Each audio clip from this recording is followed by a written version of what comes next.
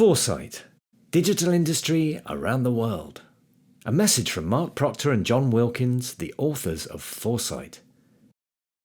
We're back again. Following the success of our last book, Boom, the book of obsolescence management, we've published our second, and you're listening to it right now. Readers told us that Boom helped them develop a formal plan for managing their technology lifecycle.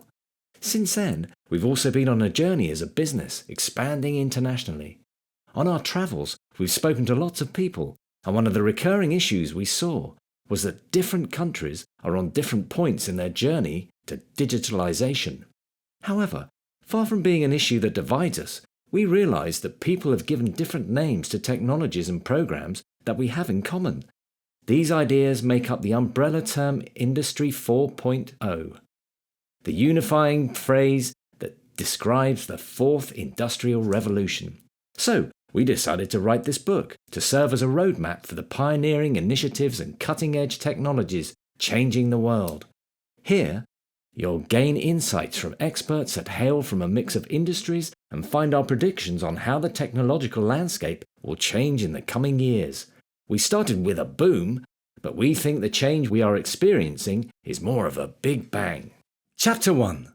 From Industry 4.0 to Society 5.0. A global view of the fourth industrial revolution. For as long as people have had the means to change their surroundings, they have found new ways of improving them. This inherent aspiration to improve the human condition has led to historic achievements. From the first use of tools some 2.5 million years ago to the building of the Great Pyramids of Giza and the first flight by the Wright brothers to the moon landing. However, these achievements, while groundbreaking, have only been made possible because of the conditions of the time. They have been the culmination of a collective learning and advancement on a grand scale. Each successive breakthrough has been made possible because of the combined work of everything that went before it. In the modern history of the world, these breakthroughs have manifested themselves as concentrated periods of change.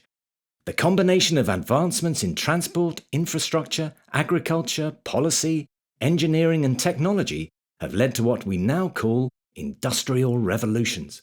These periods of intense upheaval have been responsible for the changes we've experienced over the last 250 years and are broadly categorized into four groups. According to Klaus Schwab, founder and executive chairman of the World Economic Forum, Geneva, the first industrial revolution used water and steam power to mechanize production. The second used electric power to create mass production. The third used electronics and information technology to automate production. Now, a fourth industrial revolution is building on the third, the digital revolution that has been occurring since the middle of the last century. It is characterized by a fusion of technologies that is blurring the lines between the physical, digital, and biological spheres. Although the revolutions themselves are nothing new, what is changing is the speed at which they are occurring. The pace of change in ancient societies, such as that experienced in Greece, Rome, and China, was on a scale of hundreds of thousands of years, periods literally referred to as ages, eras, or dynasties. In contrast, the Industrial Revolution of the 18th and 19th centuries shortened the time span between successive revolutions to less than 100 years. By various estimations, the first Industrial Revolution, 1770 to 1850, lasted around 80 years. The second, 1870 to 1940, around 44 years. The third, 1980 to 2011, around 31 years. And the fourth is ongoing. Other estimations don't always agree with this timescale. As late as 2012, The Economist published an article referencing the third industrial revolution. While referring to many of the technologies others have come to associate with the fourth, it's safe to say, then, that history is still being written, and it will be many years before we can agree with any accuracy when the fourth industrial revolution actually started. What we can agree on, however, is that this revolution is founded on us having solved many of the big technological problems of the last few decades, namely faster broadband, better processing power, and the improved interoperability of devices across operating systems and platforms. the speed of development at which we've solved these problems has resulted in some truly game-changing innovations. Technologies such as additive manufacturing, collaborative robotics, artificial intelligence (AI), predictive analytics, and virtual and augmented reality are set to disrupt, challenge, and fundamentally change the way human beings work and communicate. However, the pace of change has also divided progress, and there are clear leaders and laggards in the race to digitalize. Professional services firm PwC has created an industry digitalization index, highlighting the relative degree to which digitalization is transforming various industries. The survey shows that the financial services, electronics, telecoms, automotive, and machinery industries have made the most progress, while logistics, consumer goods, real estate, and construction lag behind the industry average. Because different countries are on different points on the journey to digitalize, there is a disparity between the rates of adoption of new technologies, awareness about what the fourth industrial revolution offers, and a cohesive leadership intended to drive change initiatives. This has resulted in a fragmented system, with the concept of industrial digitalization or Industry 4.0 referred to by various names including Society 5.0, Smart Industry, Industrie du Futur, Industria Conectada 4.0, Manufacturing USA, and Made in China 2025. What's more, the industrial sector faces a growing challenge from a global technical skills shortage. As well as upskilling those in low-skilled manufacturing jobs, the sector must produce graduates with the relevant digital skills that cover the breadth and depth required in modern industry. Another common challenge lies in the ability to commercialize, taking ideas and concepts born of research and development, R&D, initiatives, and turning them into profitable projects that provide an attractive source of investment. Finally, individual projects can only gain traction when supported by widespread support from both industry and government. Although a few countries have put in place national initiatives that have been supported by key policy changes, many are yet to gain such support.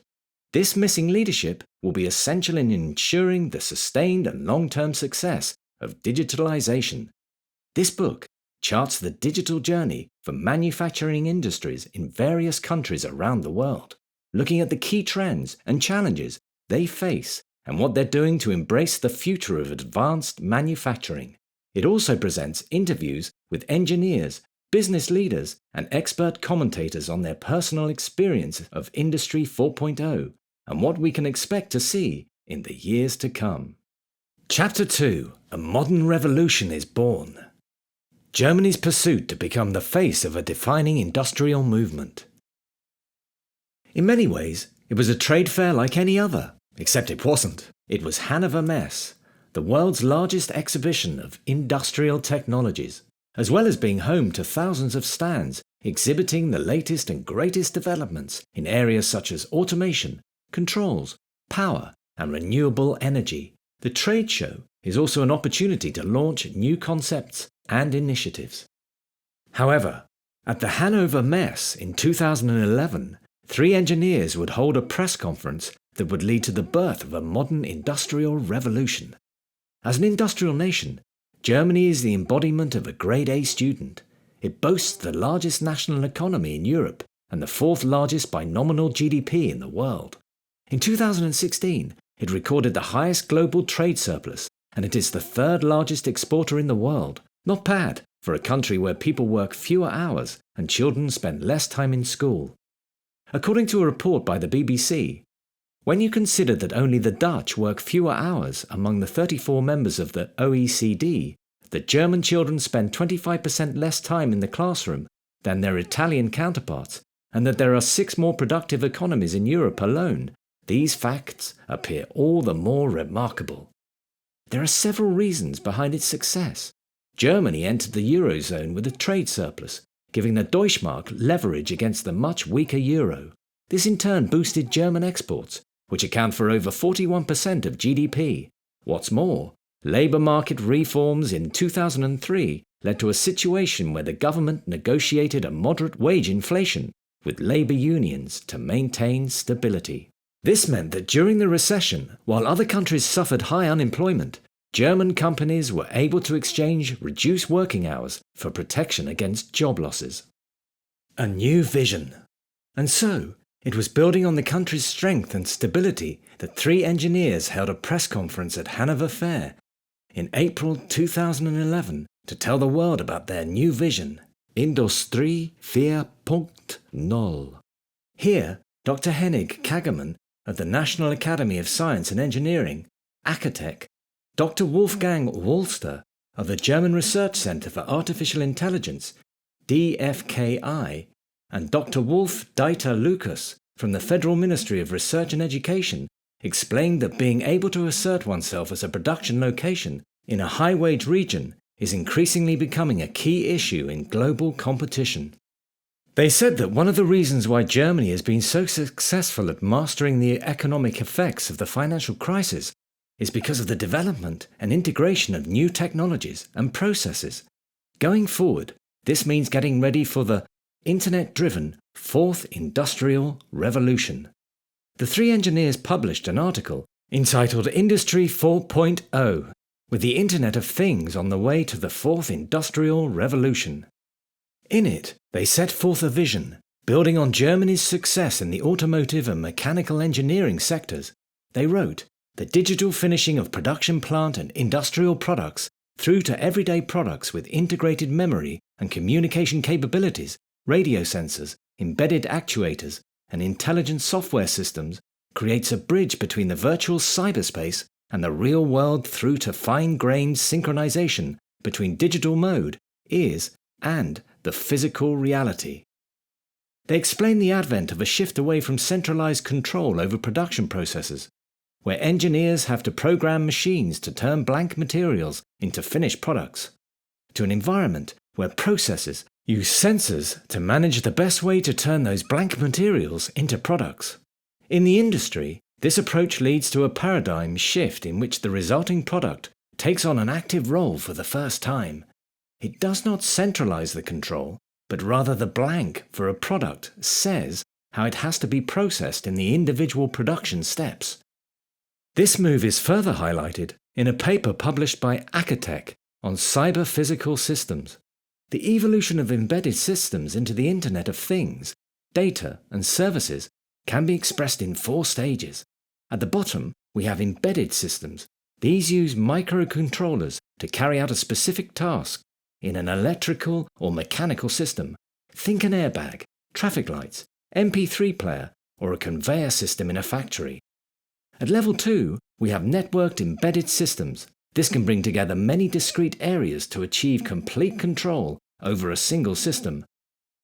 For example, a programmable logic controller, PLC, allows plant managers to control multiple pieces of machinery and equipment such as boilers, conveyors, and chillers with minimal input. Although level 1 and 2 both make use of hardwired connectivity, such as Ethernet or field bus technology, they can both combine sensors and wireless protocols such as Wi-Fi and Bluetooth to enable Internet connectivity. Above this, at level 3, we have Cyber Physical Systems, CPS. This level goes beyond simple Internet access and adds a level of intelligence, giving the system access to smart decision-making. Here, complex algorithms and machine learning are called on to provide a deep link between hardware and software. Different elements of the network work together to deliver efficiency and autonomy.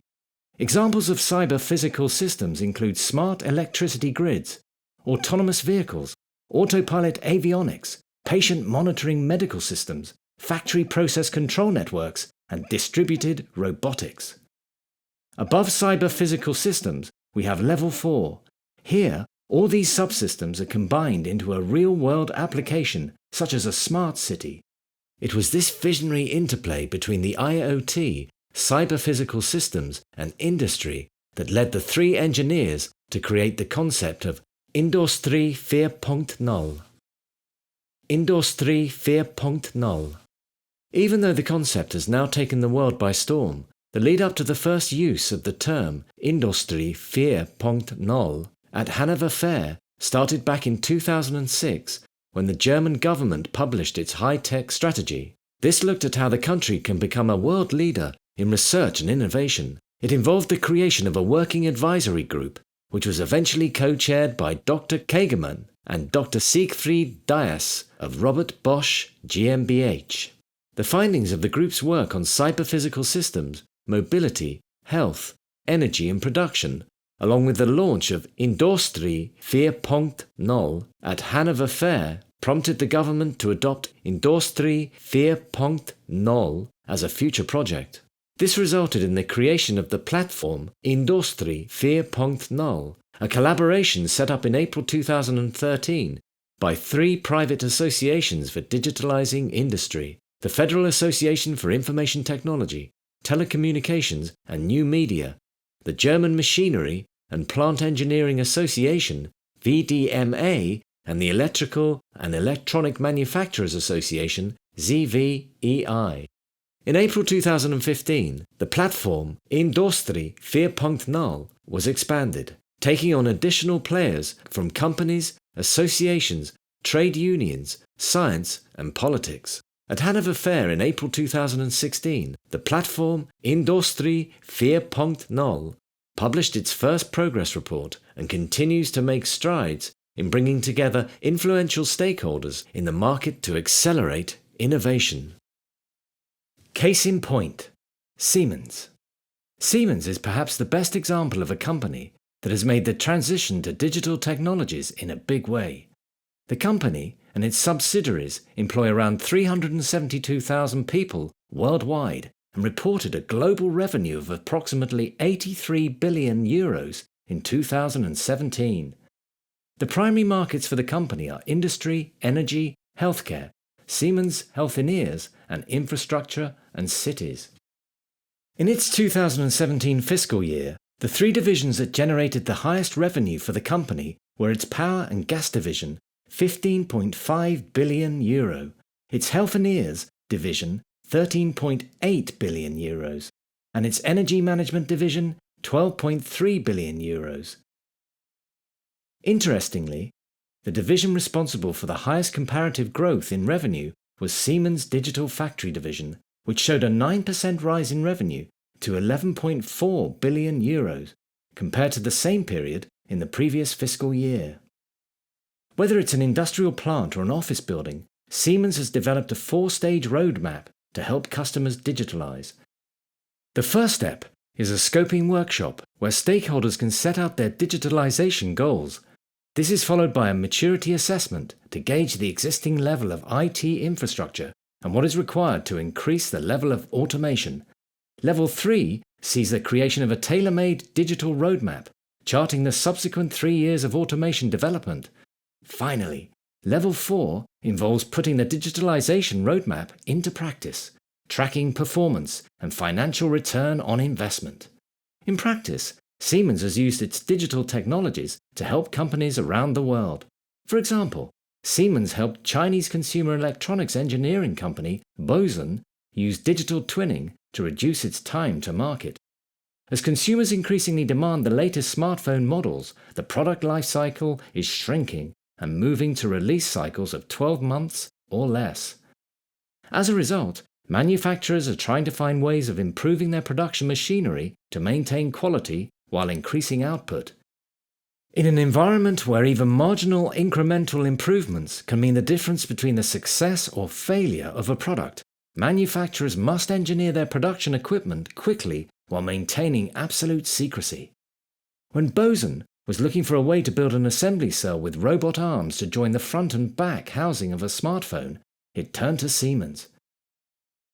The objective was to make time savings of 30% and accelerate the development, delivery and commissioning of new machines at the customer site.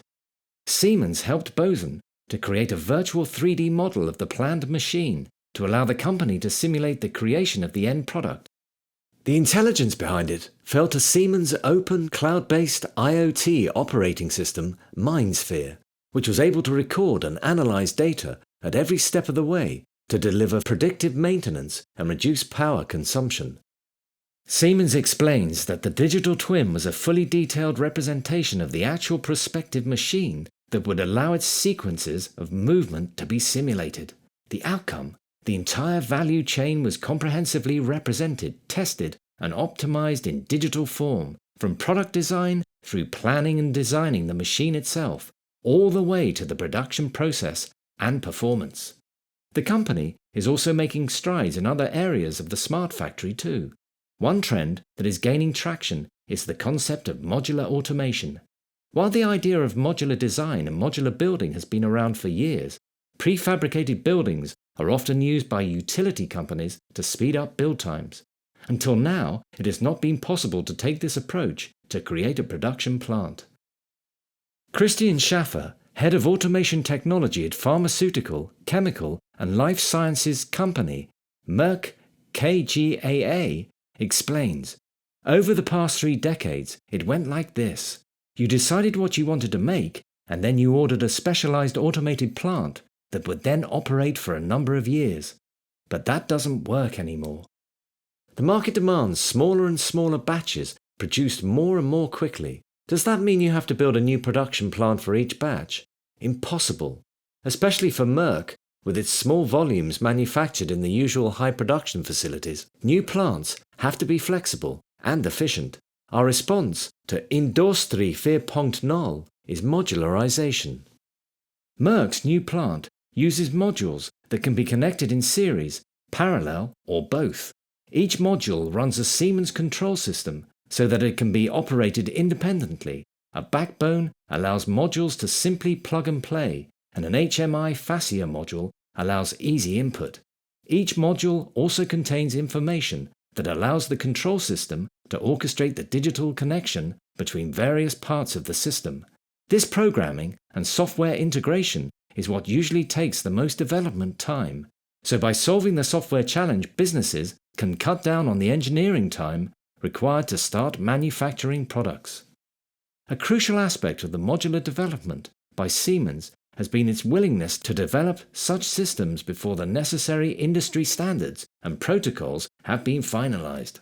Matthias Mormier, Engineering and Automation Project Manager at Siemens Process Industries and Drives, explains, "We no longer wait until a standard has spent years in a committee being honed to completion. Instead, we work in parallel with the committee to develop initial solutions to be used in customer projects." The success of the German economy and the global achievement of companies such as Siemens shows just how powerful a fledgling industrial movement can be. A strong economy, bolstered by policy support and funding at a national level, combined with cross-industry collaboration, has allowed technological innovation in Germany to flourish and represents a model worth copying.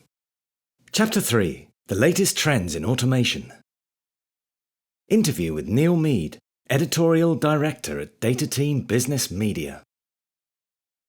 Neil Mead is the Editorial Director at Data Team Business Media, a modern and dynamic publishing business based in the UK with a comprehensive product portfolio of leading magazines, websites, and events across multiple business-to-business sectors. This includes a dozen titles covering different aspects of engineering and manufacturing. Mead's background is in journalism, having worked for a number of different publishers on a range of magazines, from mainstream and special interest consumer products to more focused and technical publications.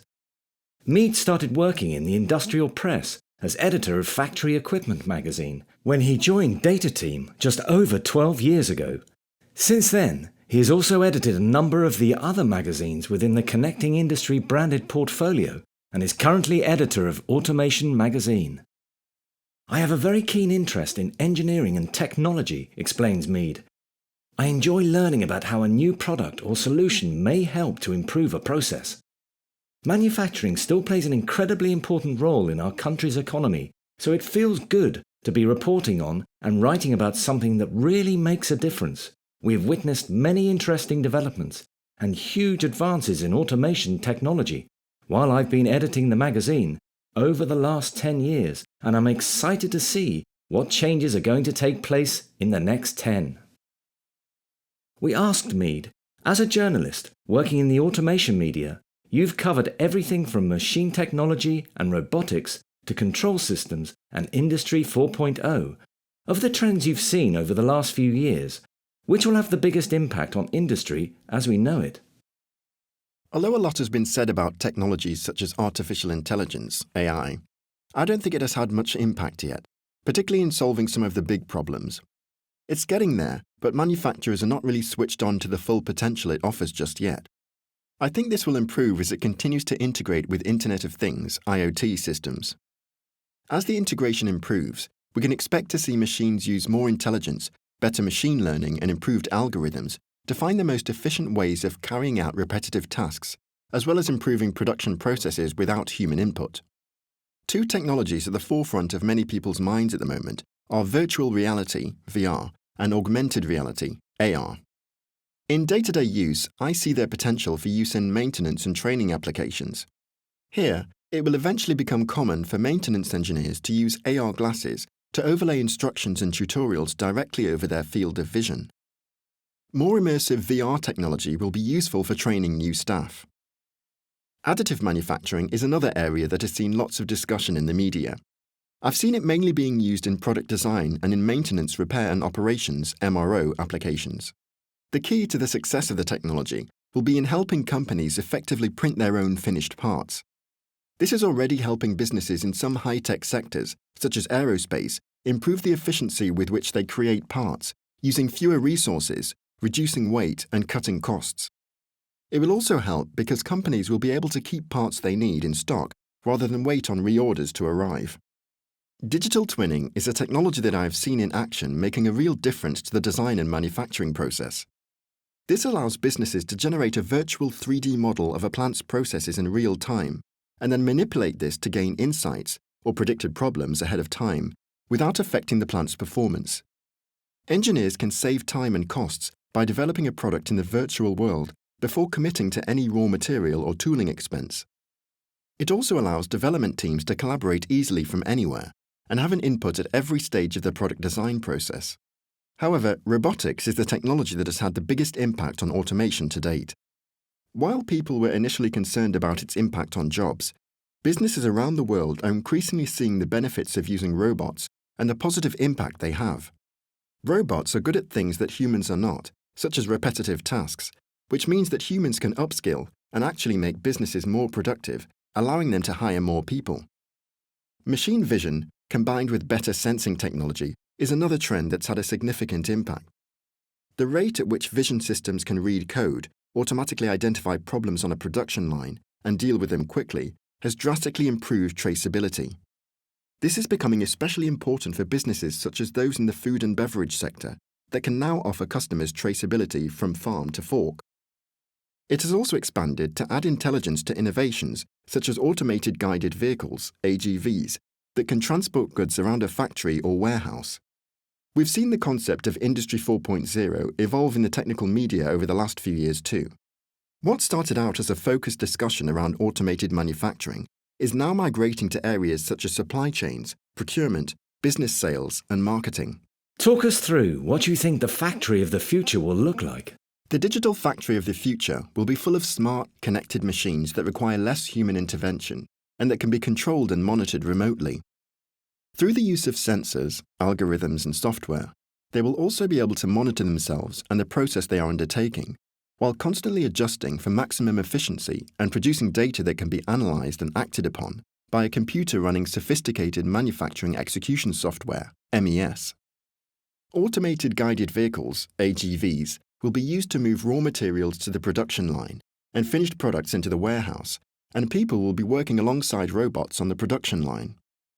But automation technology isn't limited to machinery in the factory floor. In the future, we will also see it being implemented throughout the entire supply chain. Receiving orders, raw material purchasing, manufacturing, logistics, and even financial transactions will all take place without human intervention. Using software systems and developments such as the blockchain, the entire process can be automated, seamless, and highly efficient. The myth that robots will take our jobs persists in the public consciousness, despite evidence that automation will actually create more jobs than it takes away. Why do you think this is? And what can be done to change this perception? The general media might paint the perception that robots will take our jobs, but they're not always focused on the industrial sector. They're often talking about areas such as healthcare or retail. Job losses doesn't necessarily mean staff losses. Why not move those people who lose their jobs to automation into the thinking and creating jobs instead? People will have to get switched on to the reality that we will have a balanced workforce and that we will work alongside robots. It's a social change, and so we must have a social change in the way we view robots. For example, China and Germany have already invested heavily in this area. They've accepted that they will have a balanced workforce. As a result, we have no choice but to automate to remain competitive, so people are going to have to get used to the idea of working alongside smart machines and robots. This will not only maximize efficiency and profitability, it will lead to increased wealth and higher employment in the long term. What new jobs will automation create? What do you find particularly interesting about them? As robots take on the mundane and repetitive tasks, people will be released to do more interesting and creative jobs. These upskilled operatives will have the opportunity to take on new roles, such as control engineers, data analyzers, system designers, and robot programmers, to name just a few. All these interesting and highly skilled jobs will offer people the opportunity to develop their careers and provide added value to the organization. What can companies do to upskill existing workers or in hiring new graduates to reduce the global technology skills shortage? It's about reaching out to students at a young age, like when they're in primary school, to explain the new opportunities, demonstrate how technology will help, and make them excited about a rapidly changing industry. Companies like Renishaw are pretty good at doing this. Everything we use in our everyday lives had to be made by someone. If you get them young enough and switch their minds onto the technology that makes this possible, as they get older, they will want to pursue it. We're not very good at talking to primary school-aged children about what they want to do at a later age. It's important to instill these ideas earlier and talk about them and improve the chances that they'll take up these jobs. With regards to existing workers, it's important that business leaders manage the upskilling process in a way that gets buy-in from staff. Effectively communicating where the business is heading and how technology will help will go a long way in ensuring that staff don't feel left behind. A good training program is vital for any organization that wants to retain existing staff and attract new recruits. As more digital technology is introduced, there will be an increased requirement for workers to be trained, upskilled, and moved into new positions. Digitalization will hopefully attract more young people into engineering and manufacturing careers, so investing in automation and technology has the added advantage of making the business an attractive option for graduates looking for an interesting job in a high-tech industry. How much of what is proposed about Industry 4.0 is hype, and how much is real? For example, what technologies are people in the industry actually interested in buying, and what is simply a product of overzealous marketing departments?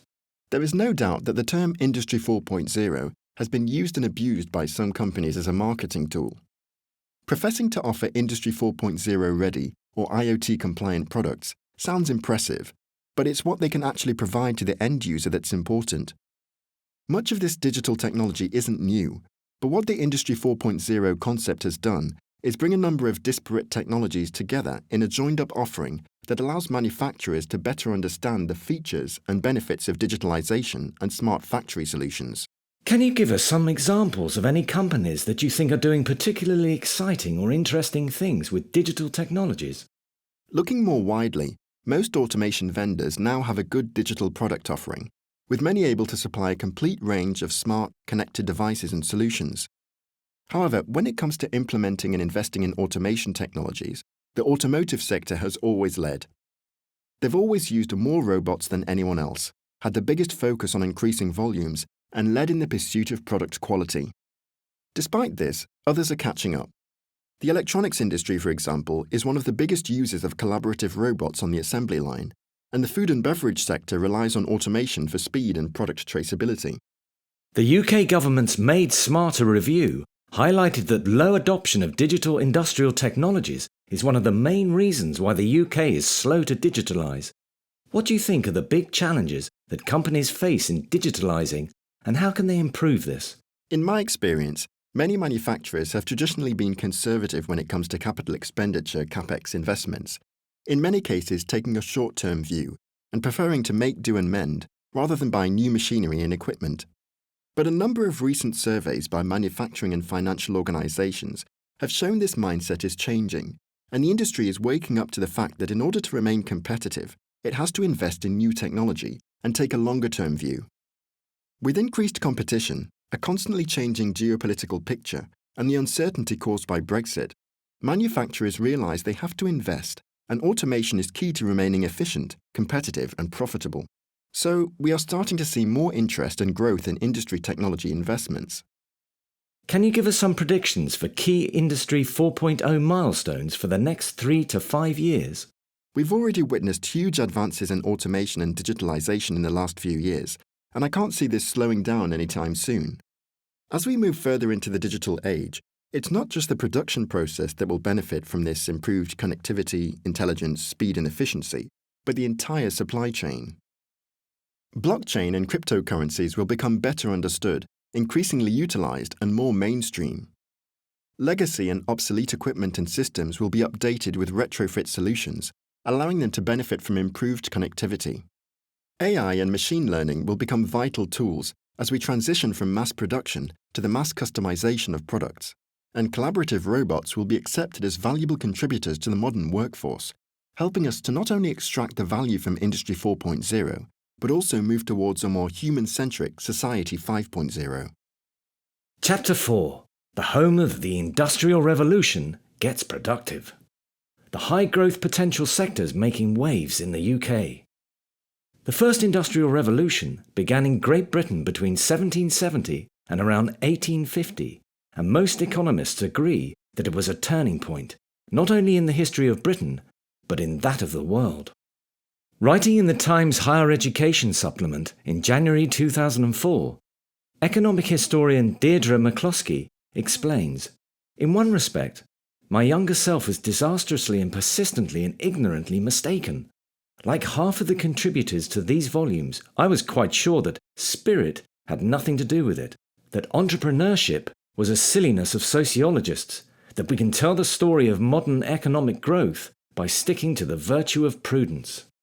Modern economic growth is the increase of income per head by a factor of 15 or 20 since the 18th century in places like Britain, and a factor of 8.5 worldwide, even including the places that have not had the luck or skill to let it happen fully.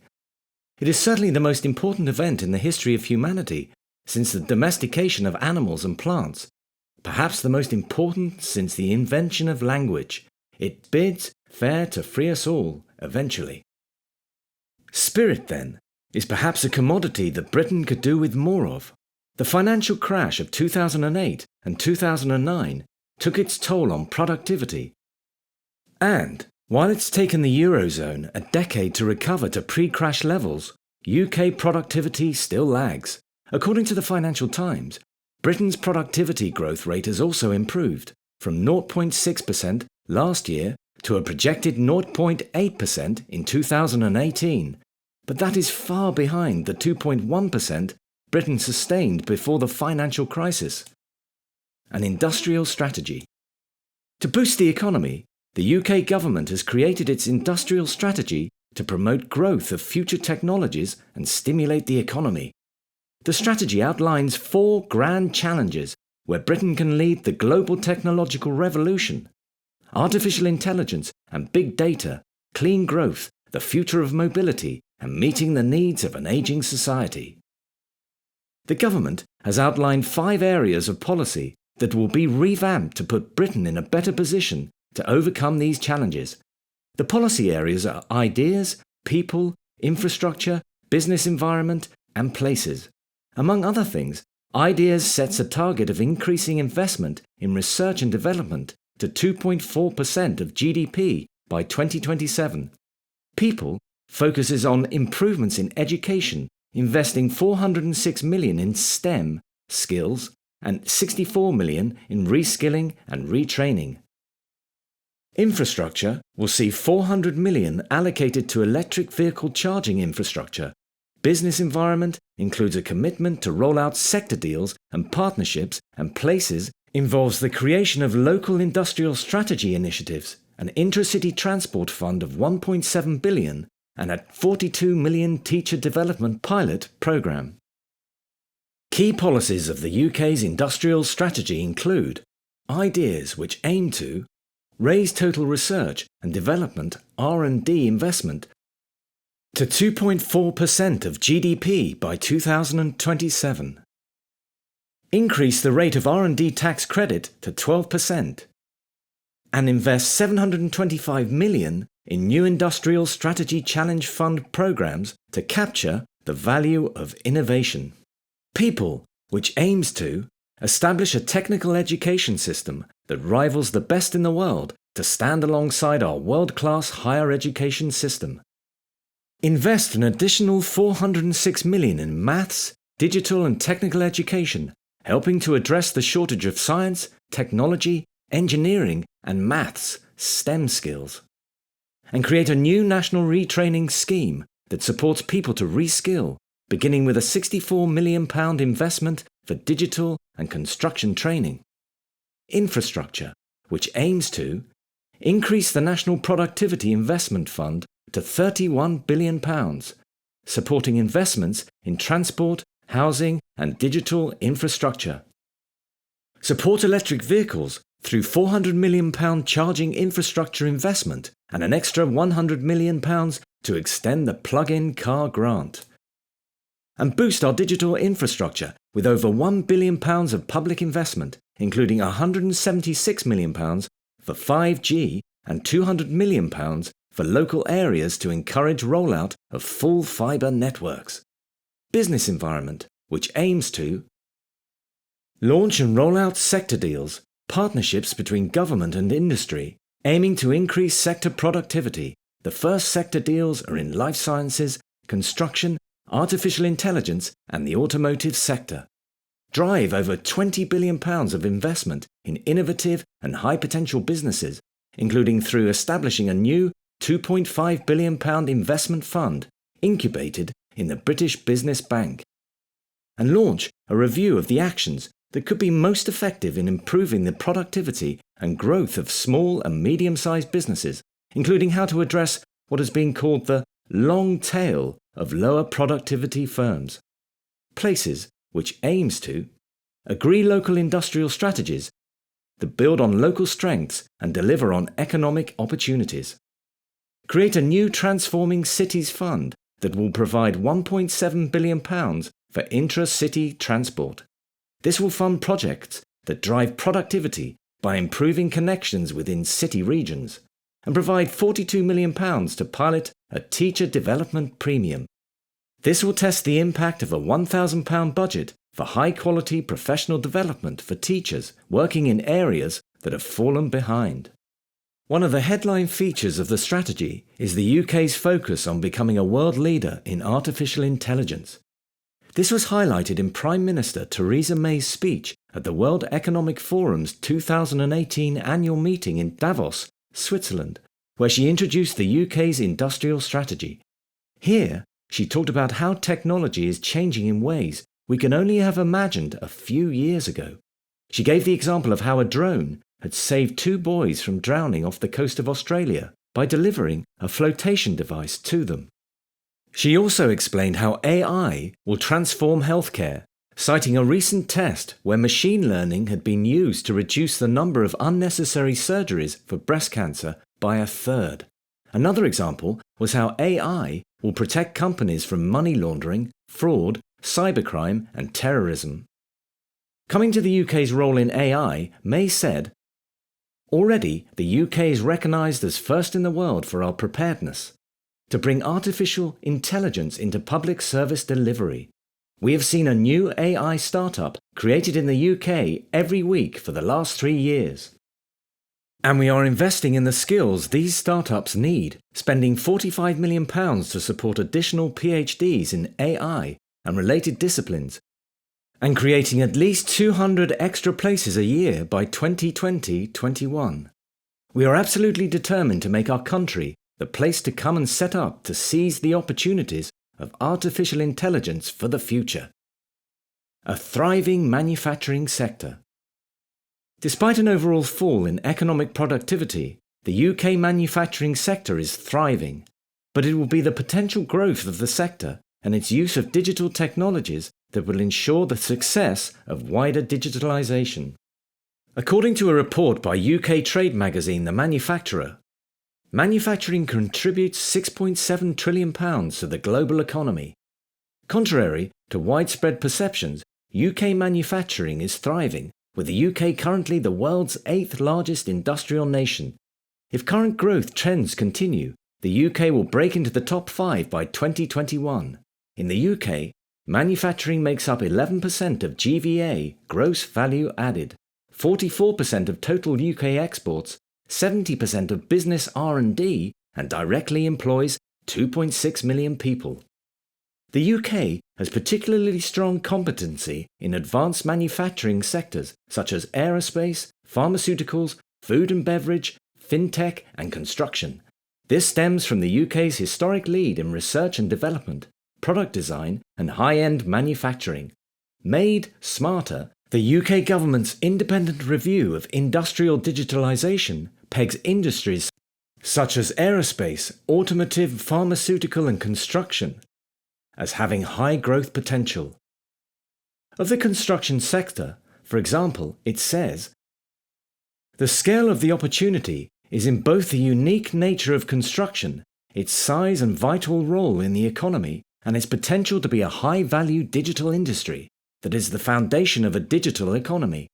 Digitalisation will enable the sector to deliver services cheaper, faster, and smarter."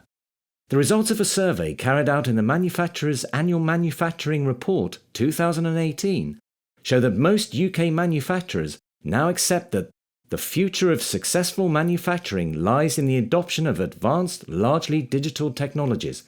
However, fewer than 10% of respondents said that they found it easy to access finance to fund new digital technology purchases.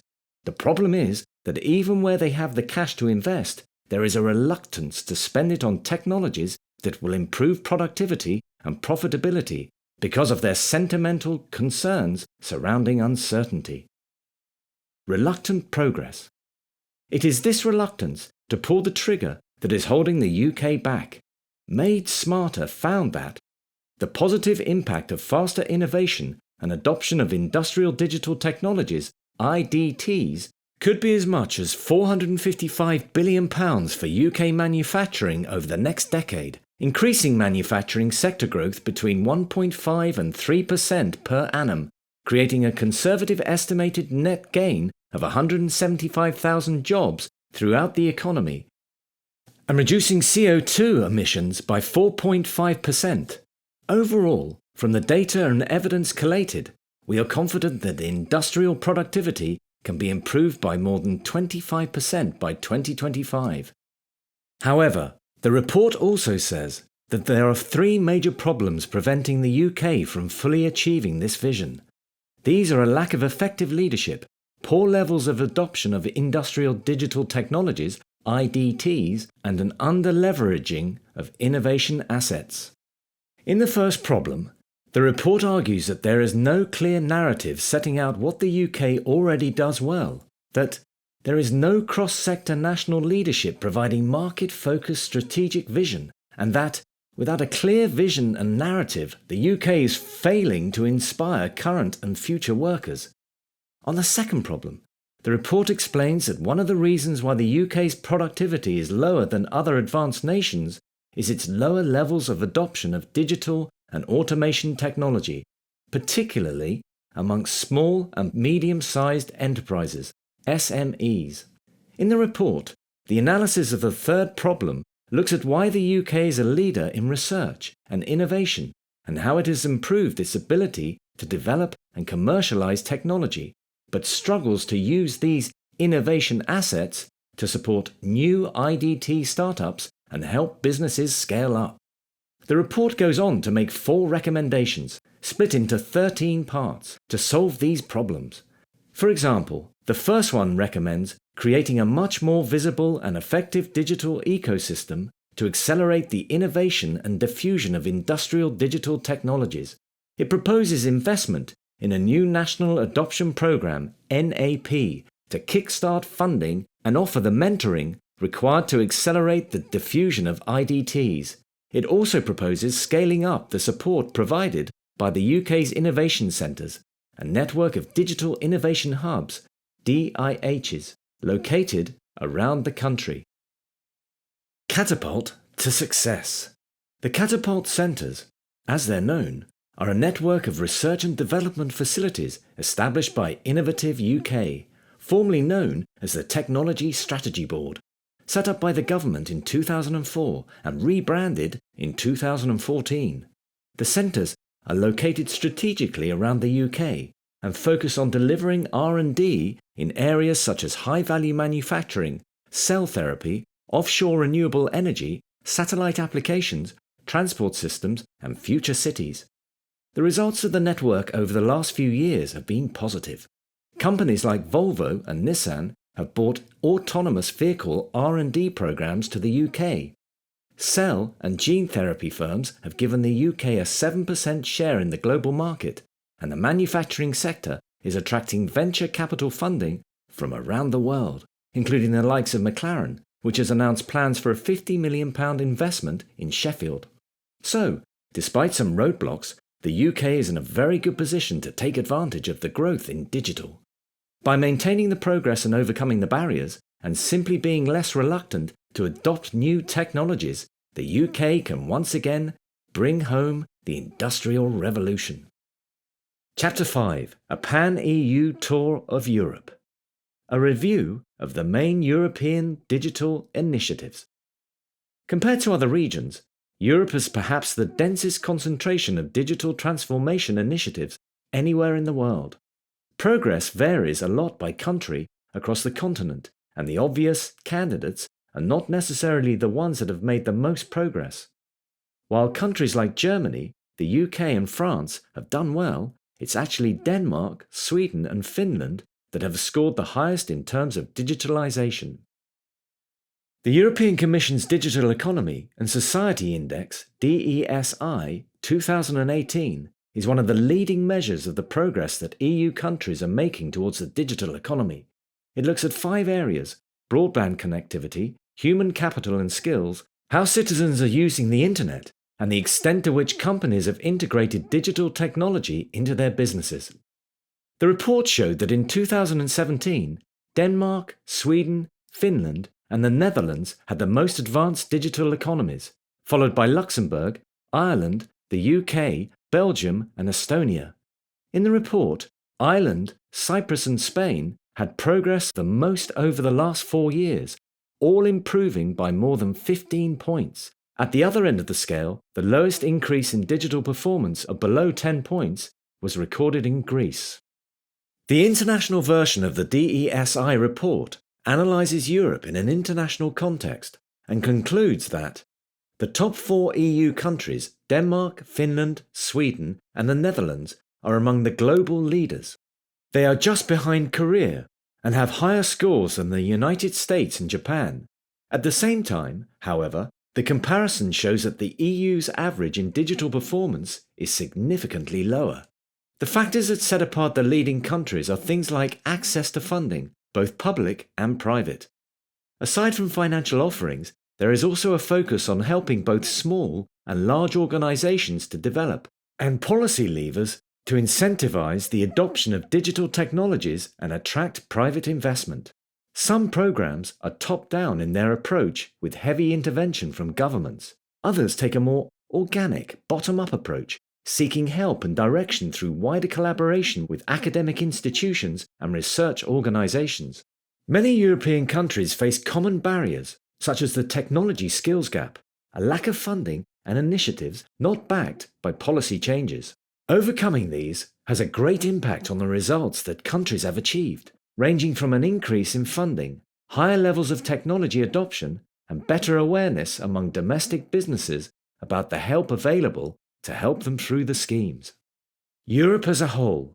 The European Commission launched the Digitalising European Industry (DEI) initiative in 2016, which set out its aim to strengthen Europe's position on digital technologies. As well as maximising the impact on innovation, growth and prosperity in Europe, the policy was designed to eliminate the risk that, if Europe didn't attract foreign investment, the money might go elsewhere. The initiative is focused around innovation platforms intended to direct research towards connected smart factories, smart agriculture, and the digital transformation of healthcare, industrial data, and the Internet of Things, IoT. The group brings together political and industrial leaders, mobilizes national initiatives, and shapes national strategy. As a result of the DEI's work, 15 national initiatives on digitalizing industry have been launched around Europe. While significant progress has been made across the EU with regards to entrepreneurial culture, supply and demand of skills, investments and access finance, improvements are still needed by many Eastern and Southern European states. According to the report, 57% of companies believe they have the necessary skills to adopt new digital technologies. 27% of European business in the food industry and 10.7% of those in construction have appointed a Chief Digital Officer, CDO. More than 70% are interested in digital technologies that can improve production processes. The top 5 countries on the Digital Integration Index are Belgium in 5th place, followed by Sweden in 4th, Ireland in 3rd, Finland in 2nd, and coming out on top at number 1 is Denmark. The top 5 countries on the Digital Transformation Enablers Index are Luxembourg coming in at number 5, Belgium ranks at number 4, followed by Sweden in 3rd place. Finland makes it to number 2, and in 1st place is the Netherlands.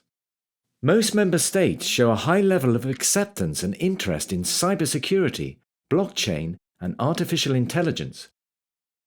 While analysis of the media shows that positive sentiment of these technologies is high, actual adoption is still low.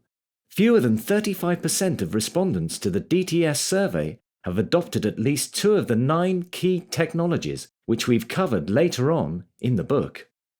The survey of 120 companies across Europe shows that a firm's size, age, and stage of development makes a difference to how it adopts technology. Smaller firms are more likely to adopt a specific technology than larger firms. This is evident from the fact that nearly 75% of companies with fewer than 10 employees have adopted at least one digital technology for business purposes, compared with half of firms with more than 250 employees. Young firms under 5 years old also have a higher rate of adoption compared to those aged 10 to 15 years or older. The same goes for stage of development. 100% of startups are using at least one digital technology, even though they make up a much smaller share of the market.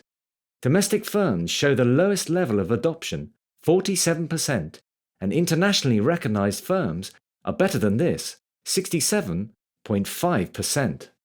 The business functions that were the most affected by technological adoption were operational marketing, CRM, quality assurance, and project management. The factors least affected by technology adoption were technical and enterprise architecture and strategic partner management. This makes sense. After all, digital technologies are designed to improve efficiency, quality, and output while leaving the more creative decision-making to human minds. Although, as analytics programs become more powerful at making sense of large volumes of process and business data, better insights will allow leaders to make better, more timely decisions.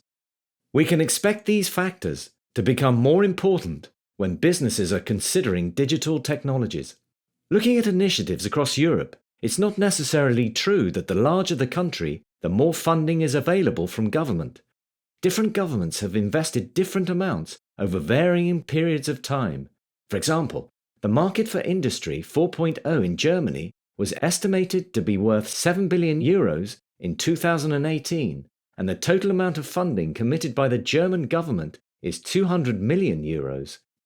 Italy's Industria 4.0 has committed more than 18 billion euros from 2017 to 2020, and France's alliance, Industrie the Futur, has assigned 10 billion euros. It's easy to see that funding is only one indicator of the success of any initiative. Other areas include tax incentives, fiscal policy designed to attract private investment, and support for R&D from public and private companies. To highlight some of the interesting ways in which governments are thinking about the future of industry, here is a roundup of 7 European countries and their journeys to digitalization. Belgium, made different. Belgium ranks 8th on the Digital Economy and Society Index, DESI. The index measures characteristics such as the connectivity of fixed and mobile broadband in the country, human capital and digital skill level, and how well integrated technology is in business. The country's aim is to use the Made Different initiative to turn manufacturing companies into factories of the future. Instead of using a top-down approach, like Germany, Belgium's initiative is not funded by government and is an industry-driven program that has relied on events, guidance services, and annual awards to raise awareness and buy-in. The program has had success in the Flanders region and is growing in Wallonia. The key focuses for the campaign are based on a strong innovation and design competence, customer orientation and networking, energy and material efficient technologies, and creative human potential. Interested companies can use an online app to complete a survey, telling them the type and extent of transformations they need. Made Different representatives can then help them to complete a half-day site survey for further help, with the implementation phase taking up to 2 years to complete. Made Different has done well at helping small and medium-sized enterprises, SMEs, which make up 98% of all manufacturing companies. SMEs are usually the ones that need the most help, so this is reassuring to see. However, dedicated funding is still required to drive momentum of the program further. Pros of the initiative include being ranked 8th on the DESI Index, Factory of the Future FOF Awards, which help companies attract investment. SMEs benefit from a bottom-up approach, which provides individual guidance. 265 companies have benefited. 16 companies have received the FOF label. Cons of the initiative are: there is no specific state funding for manufacturing companies. Companies need to carry the cost of digitalizing. Denmark, MADE. MADE, which stands for Manufacturing Academy of Denmark, is a collaboration between Danish manufacturing companies, 5 of the country's universities, and 3 research and technology organizations, RTOs. The aim is to improve people's knowledge of innovative manufacturing techniques to make the country more competitive. It's a bottom-up program, like Belgium's, but the key difference is that it's funded by the government as well as the private sector, with the budget totaling around €50 million from 2014 to 2019. Denmark is good at giving practical help to companies too, whether that means arranging laboratory visits, hosting innovation conferences, or workshop visits to the likes of children's toy manufacturer Lego. Here, visitors can learn about areas such as product customization, hyperflexible robots, 3D printing, and data analytics. The Danish government took a light-touch approach with MADE. It didn't intervene a lot, leaving academia and industry to define the development of the program. Although this was a high-risk approach, it gave the country some big results. 15 companies participating in the advanced projects reported revenue increases of €135,000 and collective savings of around €5.5 million. The project's success has even garnered interest from Korea, which is now looking to mimic MADE. At the same time, Denmark faces 2 barriers: ensuring that the public and private partners continue to work for the benefit of the country and securing long-term funding. Some pros of MADE include Denmark, ranked 1st on the DESI Index, and has allocated €24.1 million. The industry is good at arranging lab visits, conferences, and workshops, 34 innovation activities, 44 industrial projects, 15 cluster projects for SMEs, whereas the cons are Denmark still has to tackle the trend for offshoring due to high domestic salaries. The platform needs better long-term funding instead of relying heavily on grant applications. France. Industrie du futur. France's Industry of the Future Alliance, IDFA, has built the program on 5 pillars: cutting-edge technologies, business transformation, training, international cooperation and promotion. Before the government invested €10 billion into the program, companies struggled to modernize with the right production tools. Industrie du futur has done well at tracking the traditional uneven deployment of digital technology across different regions of the country. With the help of management consultancy McKinsey, the French government has focused on developing advanced manufacturing in theme-based industry areas such as transport, IoT, medicine, security, and sustainability.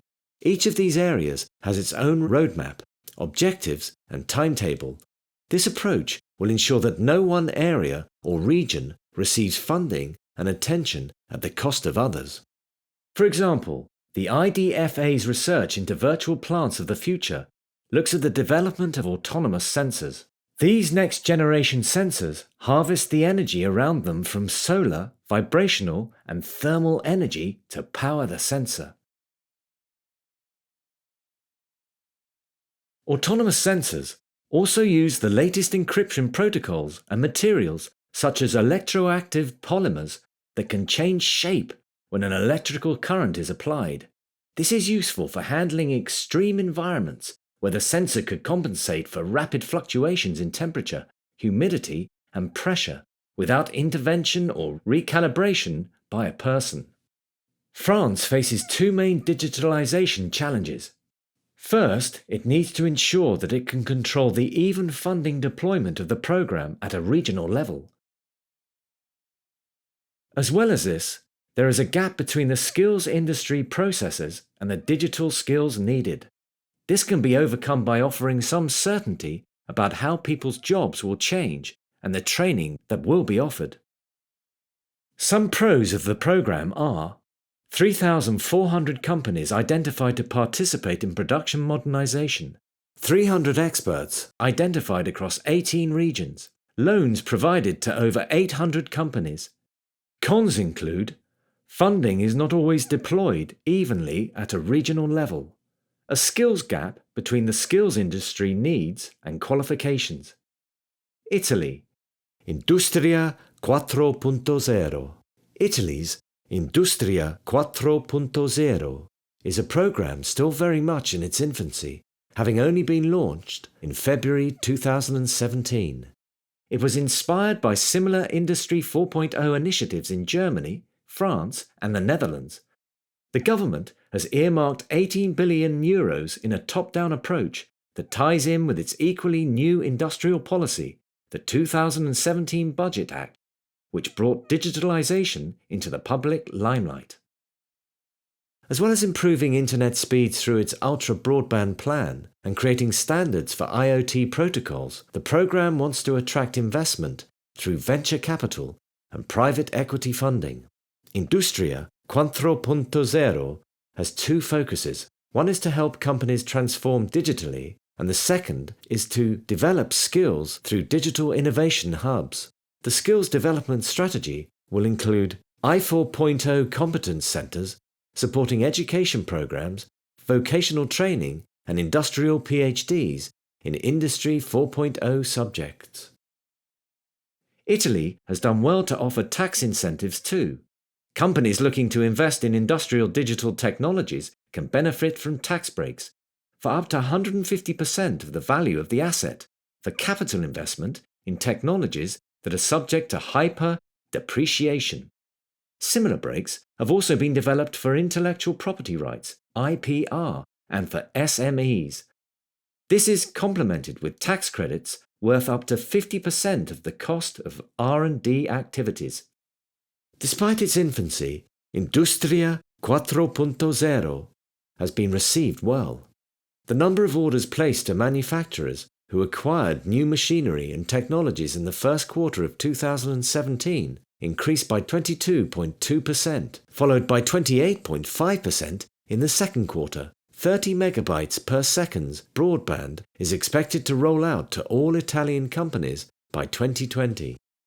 Two pros of the programme are an expected increase of 10 billion euros in private investment in 2017 to 2018, 200,000 academic students and 3,000 managers expected to qualify in I 4.0. However, the cons include Industria 4.0 is still a new program finding its way, will take time to deliver results. Top-down approach relies on interest and buy-in, especially from SMEs. The Netherlands, smart industry. The government explains that smart industries are industries that have a high degree of flexibility in production in terms of product needs, volume, timing, resource efficiency, and cost, being able to fine-tune to customer needs and make use of the entire supply chain for value creation. It is enabled by a network-centric approach, making use of the value of information, driven by ICT and the latest available proven manufacturing techniques. Automotive manufacturers VDL Nedcar is one company that has benefited from smart industry. The company created the concept of a warehouse on wheels, where assembled parts that are usually stored in a warehouse are instead kept on trailers, eliminating the need for a buffer of automotive parts. To do this, the company used a highly collaborative software system that transparently shows all the orders in the supply chain. VDL Nedcar explains that suppliers can easily align stock with the OEM's needs and that from the moment the supplier receives the pull message via electronic data interfacing, a trailer can be loaded with just-in-time or just-in-sequence deliveries. As a result, the customer order now drives everything. The assembly plant or the supplier is no longer dependent on static forecasts. The assembly plant and supplier are no longer disconnected. Instead, the activities of both assembler and supplier work smartly in unison. Some pros of the program include government-supported field labs, each with a turnover anywhere up to 4 million euros, a budget of 25 million euros from 2014 to 2017, good involvement of industry, universities, research partners and public sector. However, some cons are it is a low program budget. An increase is necessary for long-term success. Better focus on process innovation is required. Portugal, Industria 4.0.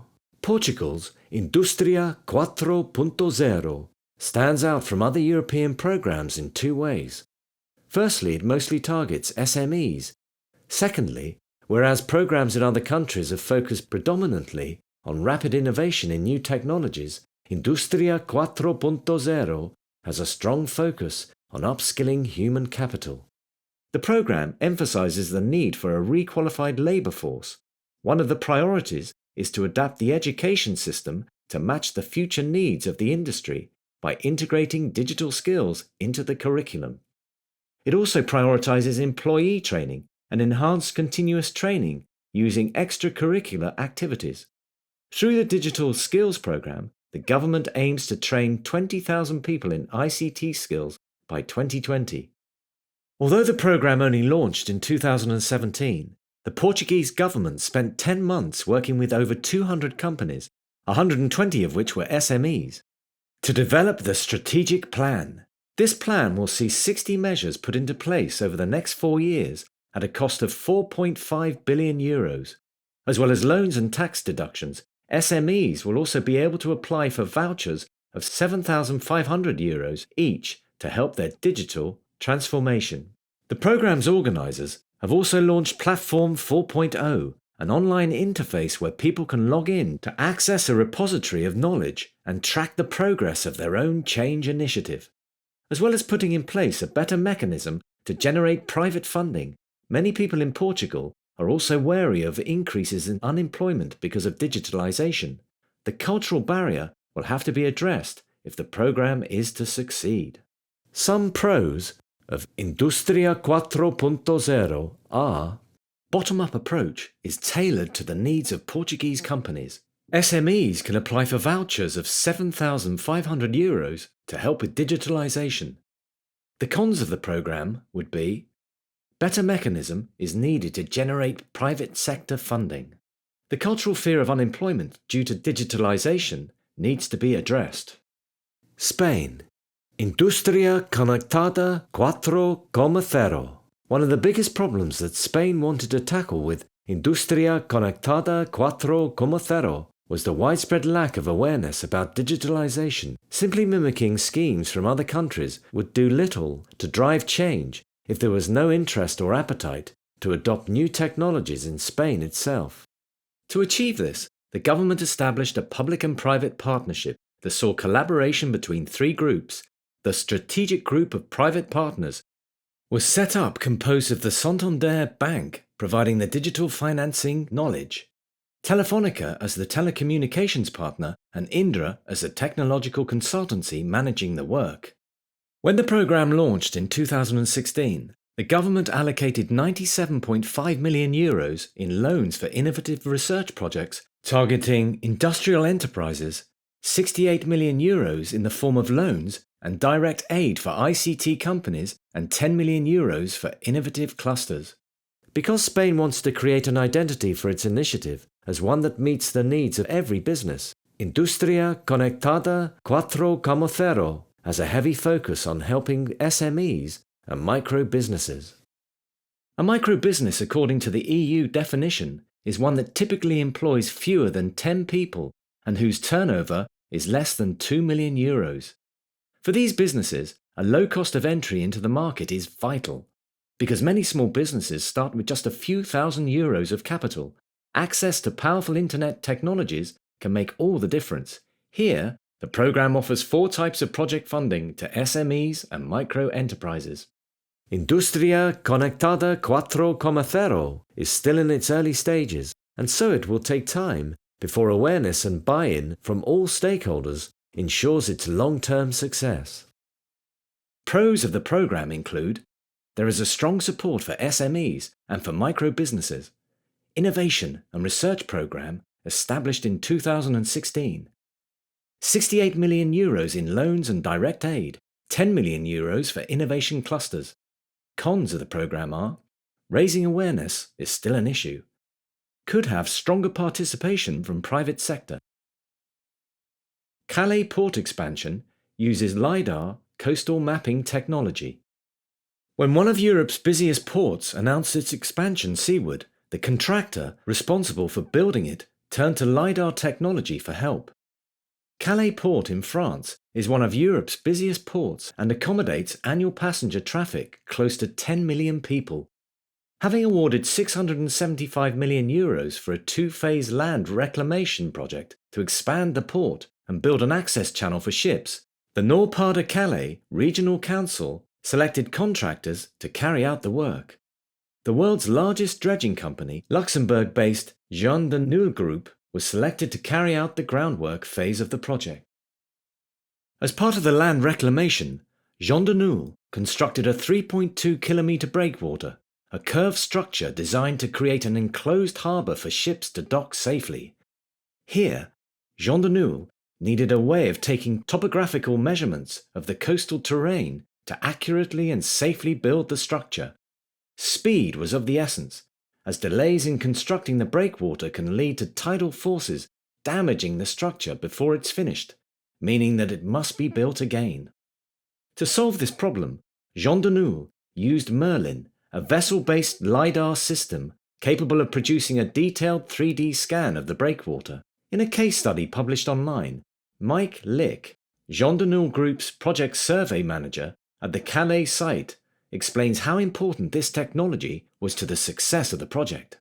Surveying the underwater terrain has never been a problem because we use multi-beam sonar technology mounted onto a survey vessel. However, the part above the water has always been difficult to survey. The breakwater is made up of layers of rock, starting with small ones on the seabed, rising to rocks weighing up to 4 tons at the top of the breakwater. Traditionally, carrying out a topographical survey was a dangerous manual process. It involved a person climbing onto the slippery rocks with a total station and taking measurements by hand. The only protection was a life jacket, and the process could take up to 12 hours. Even then, the survey data was crude, and resulted in slow progress. Merlin is perfect for our measurement needs, producing high-quality, reliable data despite the demanding marine environment. New users find it easy to operate and, during initial trials, Merlin easily handled wave heights of 1.5 meters and speeds of 6 knots at a distance of 75 meters from the breakwater, producing a high-resolution scan of the acropods and other complex vertical structures. Merlin easily calibrates with our existing sensor hardware and onboard software, outperforming other conventional and photogrammetric measurement tools. The data generated by the scanner can be streamed in real time directly from the vessel to the offices on the port. This means that a 3D model of the coastal structure can be generated in minutes rather than hours. Chapter 6: The Smart Revolution. Interview with Steve Ward, Application Engineer, AE, Director at GE. Steve Ward is Application Engineer, AE, Director at GE's Automation and Controls Division, which forms part of GE Power. In his current role, he leads a team that covers Europe, the Middle East, and Africa (EMEA), and he also acts as a pre-sales consultant. Having qualified with a BA Honours in Computing and Systems and, subsequently, an MSc in Information Systems Management, Steve has spent the last 36 years working in the industrial automation space with equipment such as programmable logic controllers, PLCs, input-output I/O, distributed control systems, DCS, human-machine interfaces, HMIs, and supervisory control and data acquisition, SCADA, and manufacturing execution systems, MES, all of which fall under the umbrella of the Industrial Internet of Things, IIoT. In addition to maintaining and supporting the core business in EMEA, Steve is working on the launch of new automation and controls products, growing sales by 30%, including in equipment such as variable frequency drive, VFDs, safety control systems, outcome optimizing controllers including Linux controllers, and new industrial PCs and displays. We asked Steve, automation and control systems play an increasingly critical role in society, from the transport systems used by millions of people every day to the water treatment programs designed to deliver clean drinking water. GE is responsible for automating the processes that generate half of the world's electrical power. How have automation and control systems adapted in recent years to keep up with this demand? At its heart, a control system is effectively a computer like any other. The revolutionary changes we've seen in control systems in the last few years have been made possible because of the changes to standard computers. These include things like reductions in size, lower costs, and more computing power. Many automation processes are not inherently complicated, and because costs are coming down, people are using automation controllers in wide and varied applications.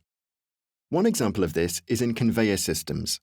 Whether it's a conveyor on a production line in a plant or a moving walkway used by people in airports, the movement is delivered by electric motors.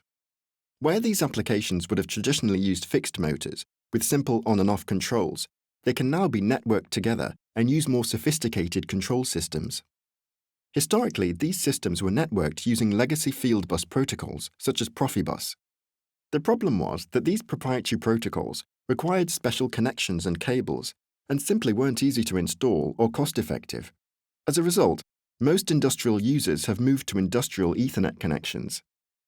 Ethernet is a widely used connection protocol which uses the same underlying technology as the Ethernet technology used in offices and homes around the world. The benefit is that we can now run industrial protocols on these connections and use computer software running on a laptop, rather than the cumbersome handheld terminals that were previously required to configure the send and receive functions of each device. The result is a system that is versatile for use in a variety of applications. Going back to our conveyor example, this means that we can bring in intelligent functions that can reduce demand power by automatically starting up and shutting down the conveyor when it's not in use. As users step onto pressure plates in front of the walkway, the system can start moving automatically. This is a great way to reduce energy use and also helps to reduce unnecessary wear and tear on the equipment. This in turn reduces the downtime associated with the inevitable maintenance and repair costs. We know that motors wear out and conveyors eventually fail. Usually, this would involve scheduled inspections to check the condition of parts, which would then be replaced as they fail. The benefit of intelligent devices is that they can use sensors to collect data on how the device is performing. This can help us to predict a device failure before it occurs. By using advanced algorithms, we can measure anomalies such as excessive current and voltage use, as well as things like operating temperature and vibration. This gives us the ability to predict future problems, and we can send out engineers to replace a part that might be working today but could fail in a few days' time.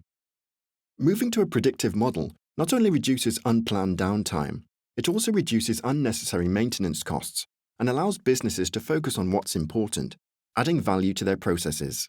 What trends have you experienced in the way IIoT devices have changed factory automation? For example, how has edge computing expanded the reach of individual plants? In many ways, the manufacturing industry is still very conservative. Although some sectors are open to change, others are unwilling to try out new technologies. The automotive industry is an example of a sector that has always adopted new technologies. Automakers were big early adopters of robotic technologies. They connected them using HMIs, which sent data back to SCADA systems that carried out control functions. The data generated by the factory processes were then stored in historian databases and used to analyze trends. However, this type of architecture creates limitations as to how well you can integrate new technologies, such as robots. If operators wanted to access information about how the technology was performing, they would have to go to centralized control rooms, which might be impractical and time-consuming in a large automotive plant spanning millions of square feet. In terms of edge computing, one trend we've seen with internet-connected devices is this shift away from a centralized control paradigm. Data that was previously only available from HMIs and control rooms is now being published directly to mobiles and tablet devices. It can be accessed immediately from remote locations, and engineers can choose to receive emails and SMS alerts as soon as the system detects a problem. On the server side, we've seen the development of web-based HMIs and reporting tools that are also providing flexibility through the cloud. How has the way that process and machine data is interrogated and analysed changed in the last few years? In an attempt to reduce capital expenditure (CapEx) costs, we're increasingly seeing manufacturers move their data to the cloud and shift to an operating expenditure (OpEx) model, where they can amortize costs over a longer period of time. The reasoning behind this is that it is cheaper to rent space in a managed facility rather than buying and maintaining your own servers. Many manufacturers combine this with virtualized and cloud-based systems that can significantly reduce costs, but also help smaller businesses scale quickly as they grow. As well as the way that hardware is managed, the way that data is analyzed has also changed. The sheer volume of data now available has made manufacturers realize that collecting more data is only as useful as the specific returns you can extract from it. This has given rise to companies looking for staff dedicated to data analysis. For example, companies in the automotive sector have for a long time employed quality analysis personnel dedicated to finding quality improvements, reducing costs, and minimizing downtime. As we see the nature of analysis change, it is becoming more effective to store data first and then analyze it. This creates the demand for data scientists that can develop algorithms and use machine learning to generate insights. Data engineers can then use this output to improve processes from a practical perspective. However, we're currently experiencing a shortage of data scientists in the market, something that will decrease as more graduates in these disciplines enter the labor market. To accelerate this process, we have developed GE Global Research Centers, GRCs. Situated in locations around the world, such as the US, India, China, Germany, and Brazil, our research centers are home to 2,000 PhD-level employees and generate around 3,000 patents per year across GE. They also partner with universities to look for process improvements and develop the latest technology for use by GE. Things like artificial intelligence, additive manufacturing, power electronics, and the next generation of materials. This relationship is helping us to deliver better products on a large scale. Much has been said about how information technology, IT, and operational technology, OT, is converging, with the likes of enterprise resource planning, ERP, and manufacturing requirements planning, MRP, software sharing many overlapping remits, responsibilities, and security challenges. What is your experience of this convergence in the automation and controls industry? Although there is some overlap, for me the two areas have distinct focuses, and much of this has to do with immediacy and skills. In a manufacturing business, the IT team might be responsible for working on a slow batch overnight process, producing picking lists or production lists on a daily or weekly basis. Conversely, the mission-critical nature of operations means that OT staff need to be looking at the process data in real time, by the second. If an ERP system goes down, the IT person may be able to make up the work later. If an OT production system in a food and beverage plant fails, it could result in products being scrapped and having to start again. As organizations begin to integrate many IT and OT systems, it will be important for both IT and OT staff to possess the skills that allow them to seamlessly move from one environment to the other.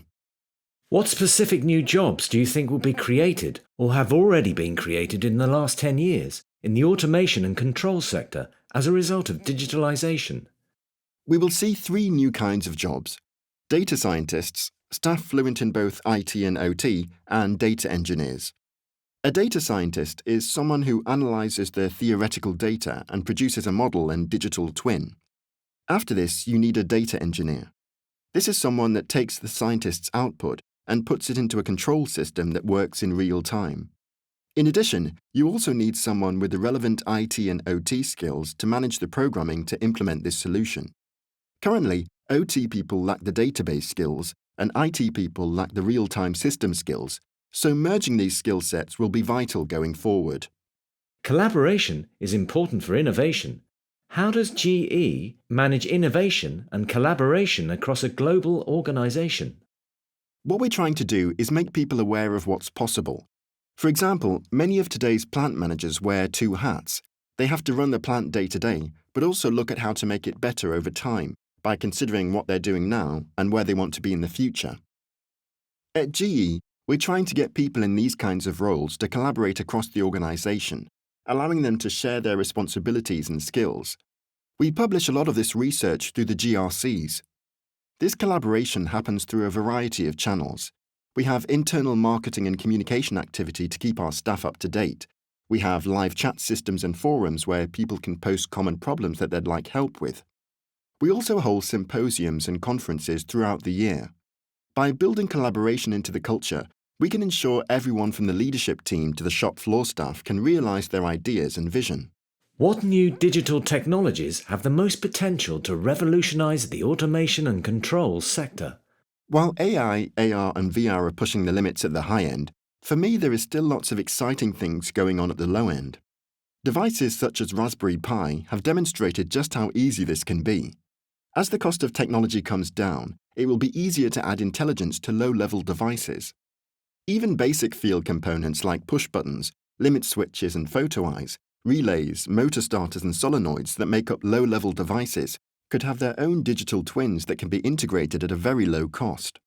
Better solid-state memory technology is another area that will continue to evolve. For example, scientists at the University of Alberta in Canada recently perfected a new technique called nanotip technology, manipulating single atoms of a silicon chip, which could lead to storage devices that can hold 1,000 times more data. This is the equivalent of storing all 45 million songs on iTunes on the surface of an American $quarter coin. Finally, what advice would you give to companies looking to digitalize? Do it. Depending on what kind of company you are, the first steps are the easiest. Get connected using basis sensor technology. Begin to generate insights into your processes, and then, once you've perfected that, look at how you can optimize your processes.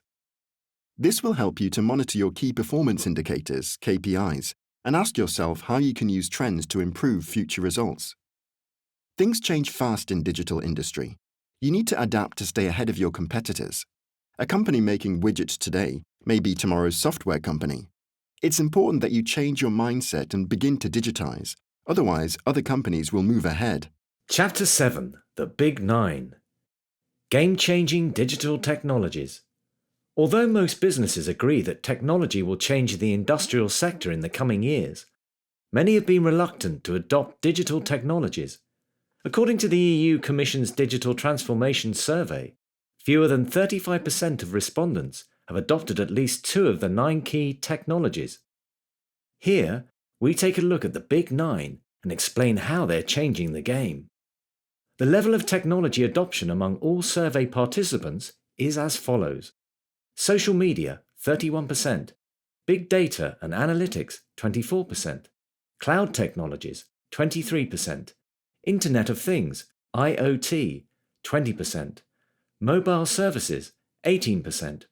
Robotics and automated machinery, 16%. Cybersecurity solutions, 14%. 3D printing, 5%. Artificial intelligence, AI, 5%. Social media.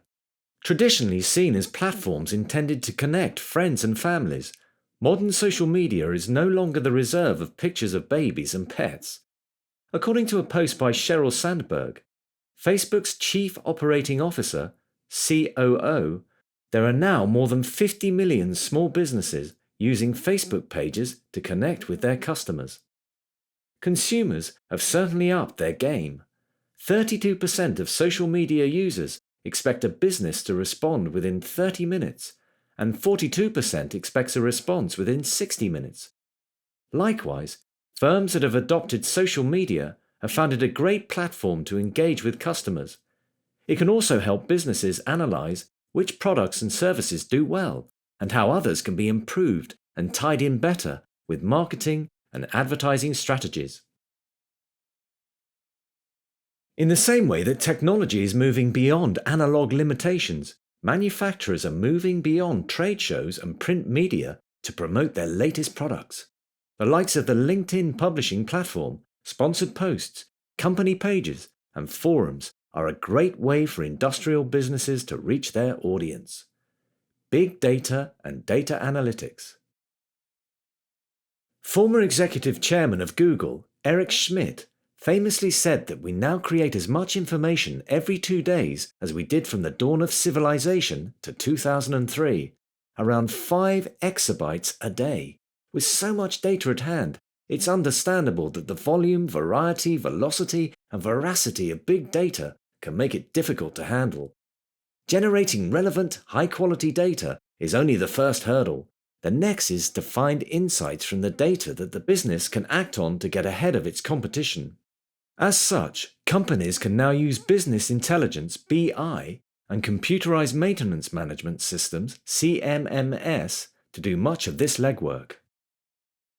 We are in the final stages of a shift from IT-led system of record reporting to business-led self-service analytics, explained Ian Dowd, Chief Marketing Officer at UK-based SSG Insight.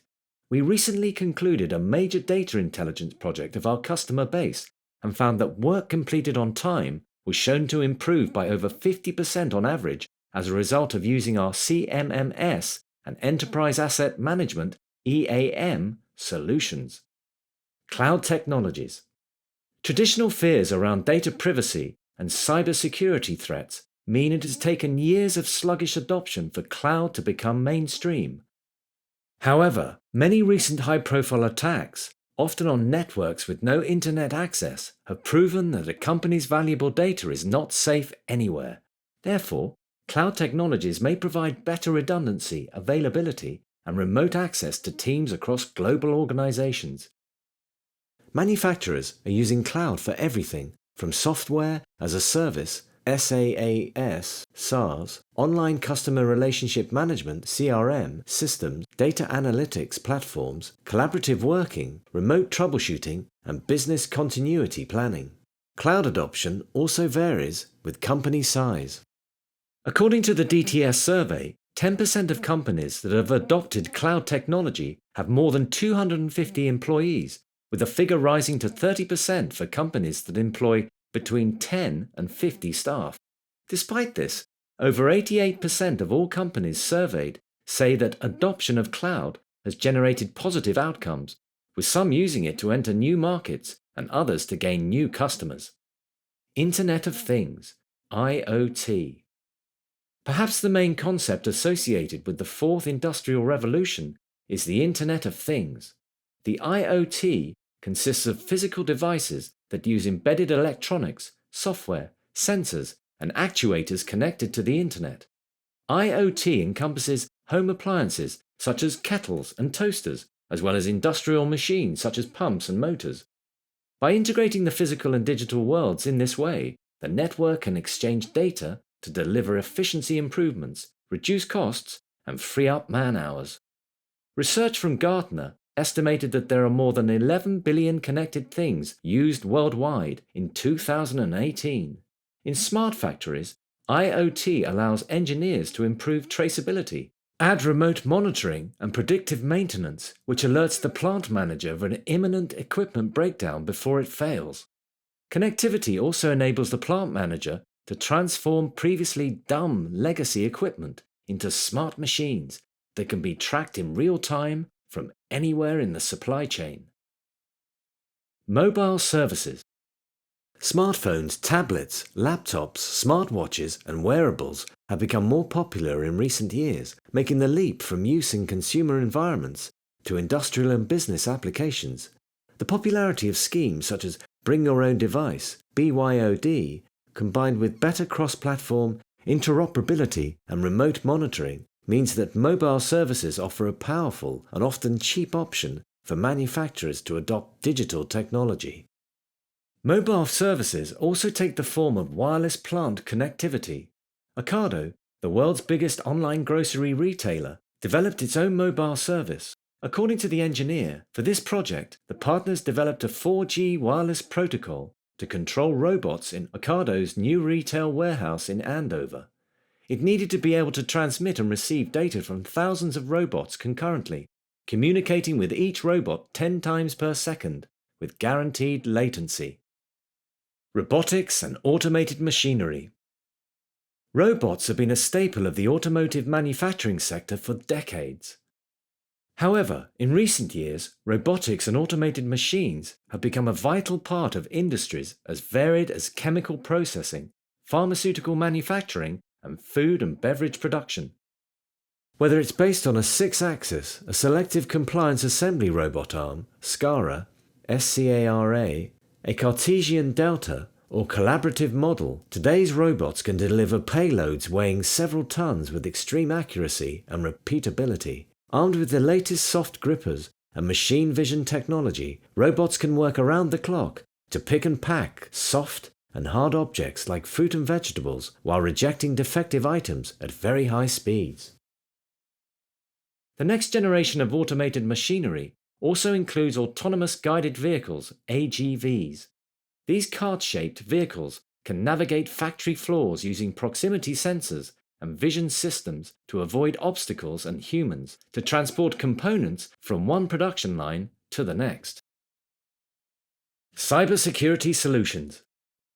Although increased connectivity brings with it a wealth of benefits, many high-profile cyber attacks have highlighted the disastrous consequences for those that fail to protect themselves. Sophisticated cyber attacks such as WannaCry, Petya, and NotPetya have wreaked havoc on utilities, oil and gas, and food manufacturing environments in the last 5 years. In June 2017, chocolate maker Cadbury had to halt production in its Hobart factory in Australia after its computers were infected with a ransomware virus that encrypted its system data files and demanded payment by cryptocurrency.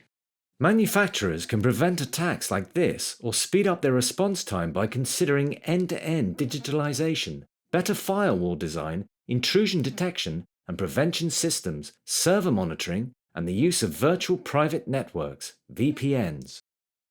3D printing.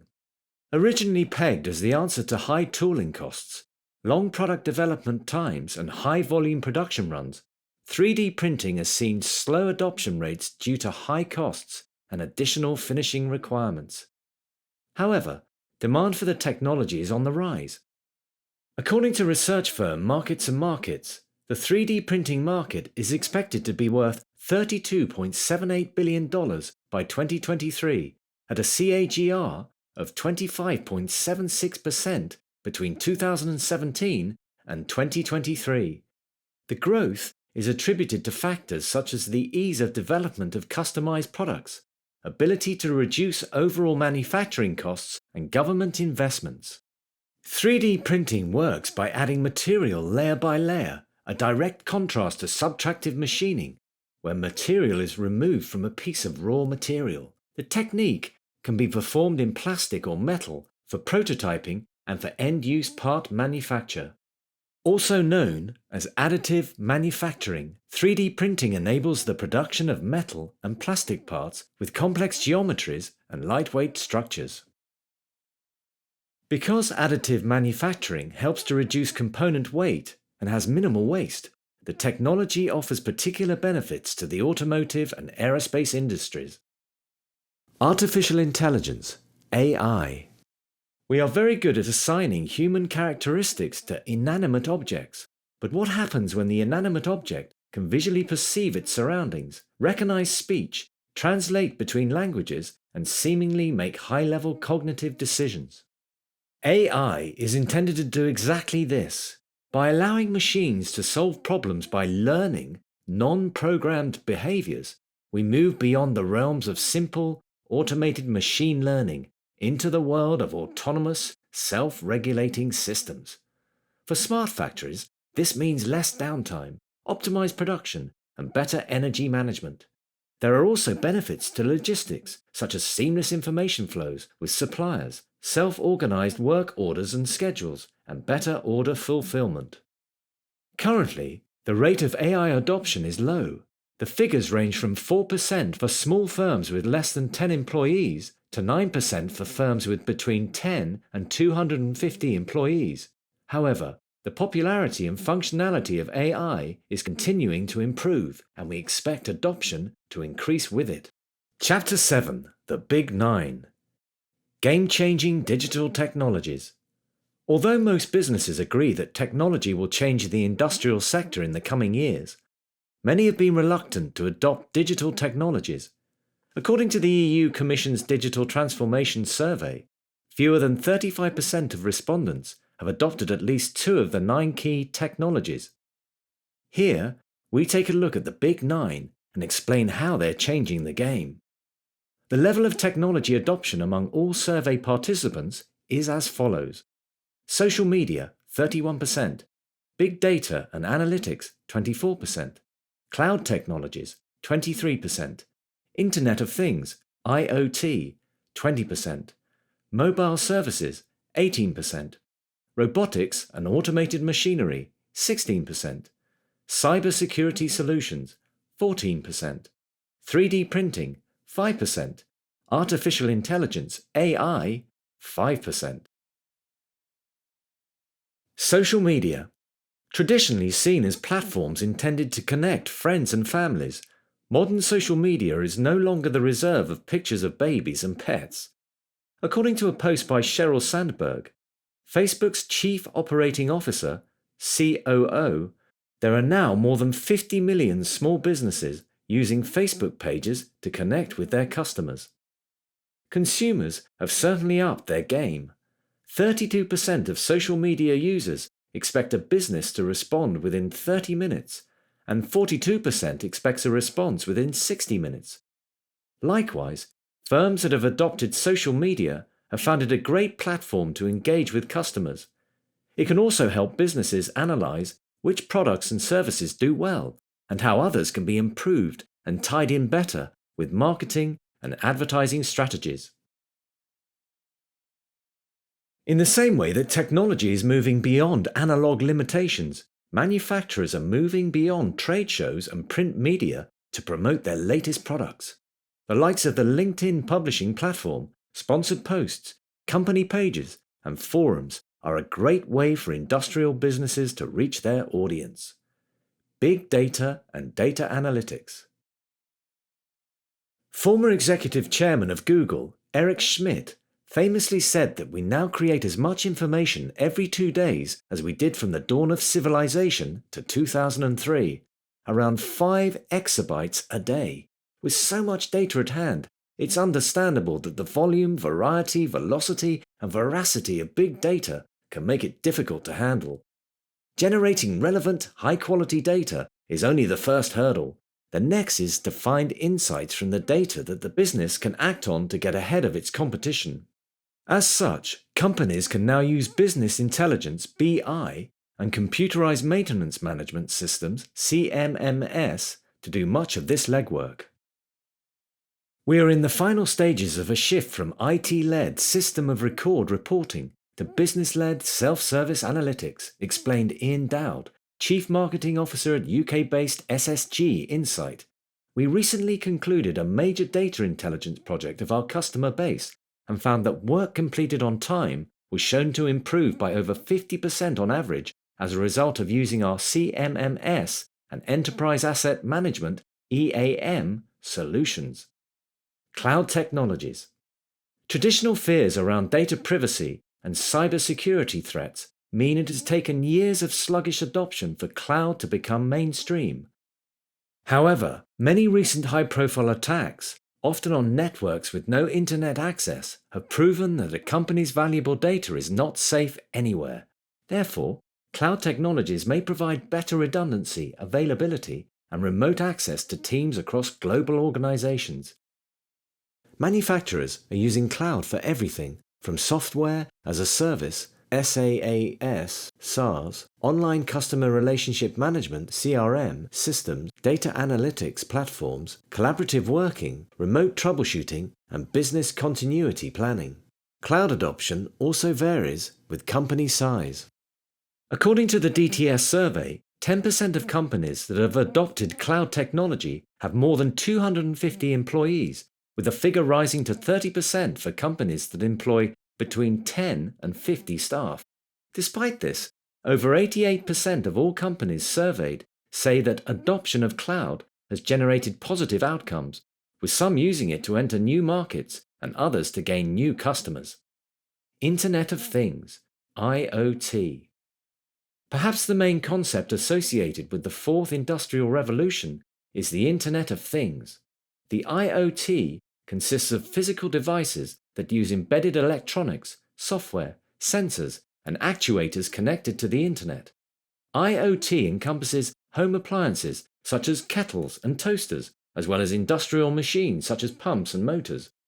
By integrating the physical and digital worlds in this way, the network can exchange data to deliver efficiency improvements, reduce costs, and free up man-hours. Research from Gartner estimated that there are more than 11 billion connected things used worldwide in 2018. In smart factories, IoT allows engineers to improve traceability, add remote monitoring and predictive maintenance, which alerts the plant manager of an imminent equipment breakdown before it fails. Connectivity also enables the plant manager to transform previously dumb legacy equipment into smart machines that can be tracked in real time from anywhere in the supply chain. Mobile services. Smartphones, tablets, laptops, smartwatches, and wearables have become more popular in recent years, making the leap from use in consumer environments to industrial and business applications. The popularity of schemes such as Bring Your Own Device, BYOD, combined with better cross-platform interoperability and remote monitoring, means that mobile services offer a powerful and often cheap option for manufacturers to adopt digital technology. Mobile services also take the form of wireless plant connectivity. Ocado, the world's biggest online grocery retailer, developed its own mobile service. According to the engineer, for this project, the partners developed a 4G wireless protocol to control robots in Ocado's new retail warehouse in Andover. It needed to be able to transmit and receive data from thousands of robots concurrently, communicating with each robot 10 times per second, with guaranteed latency. Robotics and automated machinery. Robots have been a staple of the automotive manufacturing sector for decades.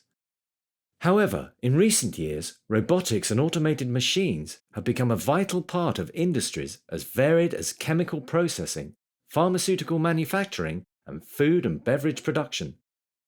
Whether it's based on a 6-axis, a selective compliance assembly robot arm, SCARA, SCARA, a Cartesian delta, or collaborative model, today's robots can deliver payloads weighing several tons with extreme accuracy and repeatability. Armed with the latest soft grippers and machine vision technology, robots can work around the clock to pick and pack soft and hard objects like fruit and vegetables while rejecting defective items at very high speeds.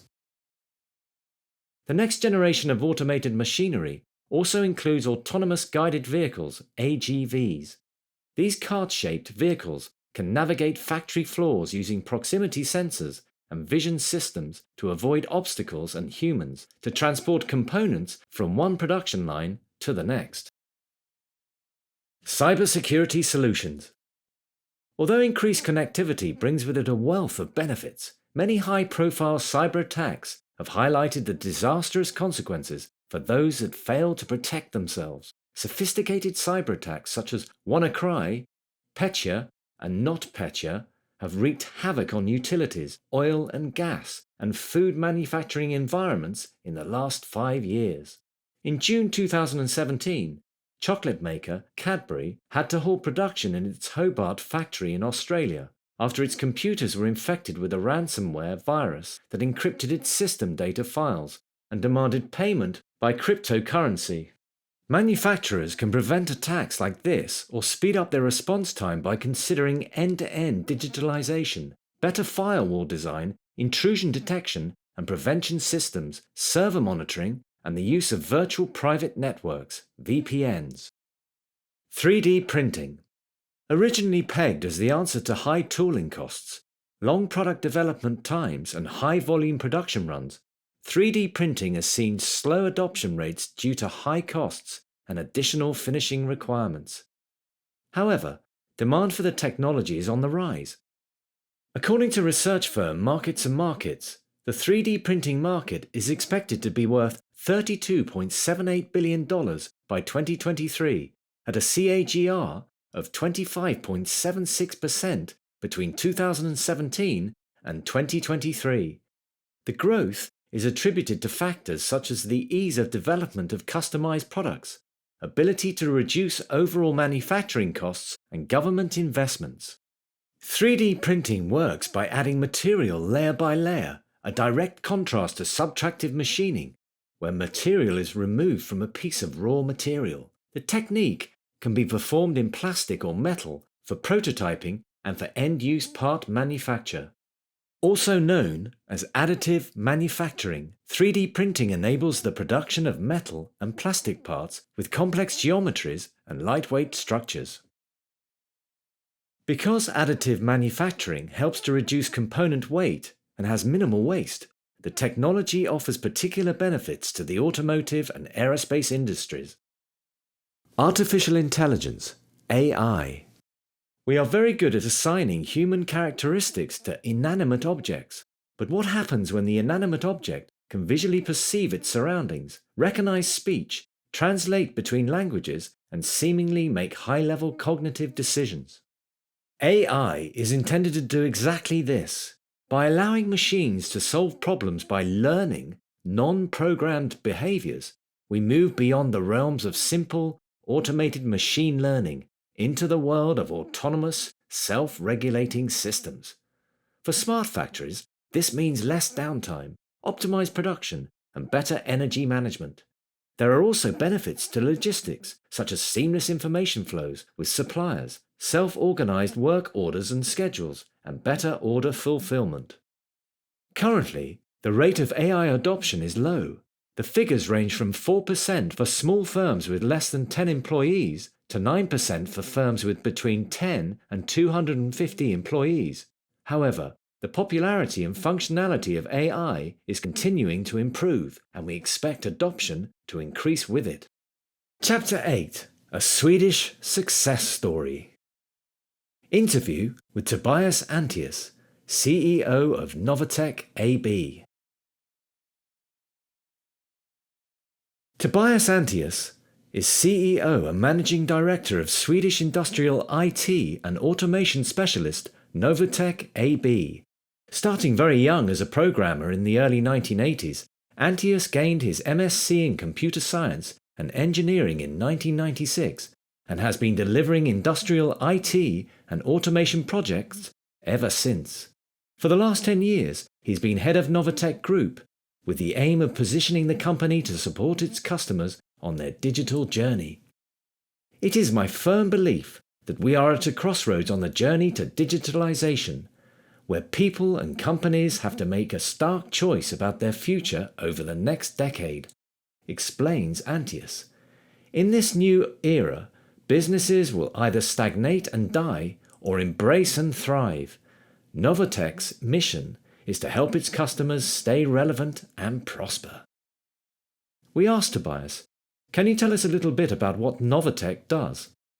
Novotech came about in 1986 because of the need to integrate technologies such as the PC into industrial applications. At the time, most manufacturers and vendors showed little interest in this area, and so the demand for our services has grown ever since. Over the years, Novotech has done everything from traditional human-machine interface, HMI, and supervisory control and data acquisition, SCADA integration, along with global rollouts of manufacturing execution systems, MES. Manufacturers have turned to these technologies because they either provide easier inputs, better logging of process data, or improved tracking of products along a manufacturing line. As a business, Novotech provides the expertise to deliver the right product or architecture to manufacturers. The majority of our business is focused on selling hardware, as opposed to service contracts for ongoing maintenance and repair. The business is headquartered in Sweden, but has operations in other parts of Europe. What led your growth and export into these markets? And what role does the Swedish market play in this, in particular? Yes, Novotech first expanded in the Nordic countries and then later into Benelux. More recently, it has expanded into the UK and Ireland. Smaller markets like the ones in the Nordic region and Benelux have historically used the latest technologies to stay ahead of their competition, both domestically and internationally, so we also have good demand from these markets. Although we'd been investigating a possible move to the UK market for quite some time, it was Brexit that provided us with an opportunity to get ahead. We believe that together with the wider push towards industrial digitalisation, the UK and Ireland markets will now be spurred to undertake changes to compete on a global scale, and we want to be part of that journey. Our headquarters in Sweden are important. We are a very Swedish company with a self-sustaining guiding principle that means we put a lot of faith and trust in our staff to do the job well and make the right decisions. Novotech operates in a variety of industry sectors from energy and life sciences, manufacturing petrochemicals, food and beverage, and water treatment. In your experience, what are some of the key challenges that these industries face from a digitalization perspective? I believe it does not matter which industry you're in today, because it will be changed completely in the next 5 years. Or to be more precise, if you don't change, you may still exist as a business, but you will not thrive. The ability to get close to your customers and really help them to become better at assisting their own customers is the key. It's all about establishing partnerships and building a thriving ecosystem. The technology, tools, and platforms simply facilitate this end goal. The biggest difference in approach will be in how companies organize themselves and work with each other. By far, the biggest struggle for most people will be adapting to the cultural shift that this brings about. Sweden's heavy reliance on exports meant that the labour market in the manufacturing sector was affected by the 2008 financial crisis. How did you face this challenge? Following the previous global financial crisis in the early 1990s, where Sweden's economy took a big hit, the government implemented economic reforms in the labour market. It also introduced market deregulation and tax reforms to boost foreign direct investment and mitigate the decline in GDP and increased unemployment. As a result, Sweden's business efficiency has improved, and the nation has faced the challenge quite well this time round. These reforms also meant that the 2008 crisis was not nearly as bad as it could have been, with Sweden recovering more quickly than Denmark, Finland, Iceland, and Norway. Though, with that said, since Sweden's exports accounted for 45.3% of GDP in 2017, Novotech's performance is closely linked to our customers' ability to spend. This means that currency fluctuations in international markets that make it more expensive to export can have a detrimental impact. We mitigated this by ensuring that we had a clear strategy, that our supply chain was spread across industries rather than dependent on just a few, so we've been able to avoid shrinking markets in the last 5 years. Many low-skilled manufacturing jobs will be lost to automation. As a result, there has been a shift of workers to the skilled service sector. What can industry do to upskill existing workers in the industrial sector and choose graduates with the right digital skills? This is, in many cases, impossible. Although some people can make the journey, in general, most industries will have to hire new staff with the right skill set. It's not just low-skilled industrial jobs that will be lost. Automation will also impact mid-level administrative and service jobs in this transition. Many of those jobs were already lost in the Nordic and Benelux regions some years ago, though I know this hasn't happened in the same way in other parts of Europe. In Sweden, the proportion of people that have recently gained a science or engineering degree is lower than the EU average. Surveys show that in the last decade, the Swedish school system has witnessed a decline in students' knowledge of mathematics, reading comprehension and science. Even though the manufacturing industry and related service sector in Sweden employs around 1 million workers, there is a shortage of people with professional experience in electronics, computer technology and automation. As part of Sweden's digital transformation of industry, it has developed a strategy called Produktion 2030. As well as boosting sustainable production, increasing resource efficiency and prioritizing environmental considerations, the program will see the development of an industrial skills boost. Here, the plan is to increase interest in science and engineering subjects, to improve the match between the skills that industry needs and the education system. If we can arm students with the right skills and knowledge, and improve the conditions for their lifelong learning, we can promote the sustainable long-term success of digital industry. Sweden has been particularly strong at developing the industrial service industry, where businesses sell a complete solution rather than simply focusing on individual products. How do you ensure this in your portfolio? Because we want to assist our customers in their digital journey, Novotech has been adding new technologies to its stack over the last couple of years. Although this is going slower than expected due to low rates of adoption, we recognize that it's part of a wider cultural shift away from being a product-only company to a complete service provider. What digital automation technologies have been most popular with your customers, and why do you think this is? Technologies that can be easily integrated into existing systems without reinventing the wheel or overhauling entire plants have been the most popular. Robotics and remote access are by far the most used and most requested technologies over the last 2 decades. Sweden wants to move away from fossil fuels and promote the circular economy, which relies on things like reusability and recyclability. How are your customers responding to the need for sustainability and resource efficiency? Sweden consistently ranks top or highly on many of the global sustainability indexes. The focus for many companies is to reduce their impact on the climate, and we continuously help customers with these types of solutions. As companies begin to demand and expect sustainable technologies, it places the onus on their suppliers and customers to do the same. We're also seeing a growing demand for technologies that provide better traceability, so that manufacturers can show the exact journey the product has taken. The government has set a target to improve investment in R&D and improve collaboration between academia and industry. What do we need to do to innovate, and what role is Novotech taking in this? For Novotech, innovation has always been a core value, and we have always worked closely with academia to some degree, interacting heavily with researchers. Innovation is all about jumping in, taking the leap of faith, and daring to lose in order to win. The biggest obstacle to innovation is changing the culture in industrial organizations, where people can be reluctant to change, to one that is more disruptive by nature. Although many larger companies have the resources to digitalize effectively, smaller companies may struggle to keep pace. What would be your advice for those looking to digitalize? Dare to think big. Start with small wins for you and your customers, and then grow from there. I'm a fan of the lean startup philosophy, which focuses on asking the question, what does my customer need? And then works backwards from that, using technology in the process. Another piece of advice is that you shouldn't assume you have the skills already. Talk to experts and consultants before you start. A summary of smart industry in Sweden would be: Sweden's digital initiative is called Smart Industry and focuses on 4 things: transforming industry, sustainable production, boosting skills, and improving research collaboration. The industrial sector in Sweden is responsible for 1/5 of the country's GDP, accounting for 77% of the total value of Swedish exports. The Swedish government has set a goal of becoming one of the world's first fossil-free welfare states. Using fewer resources and reducing emissions is one way to do this.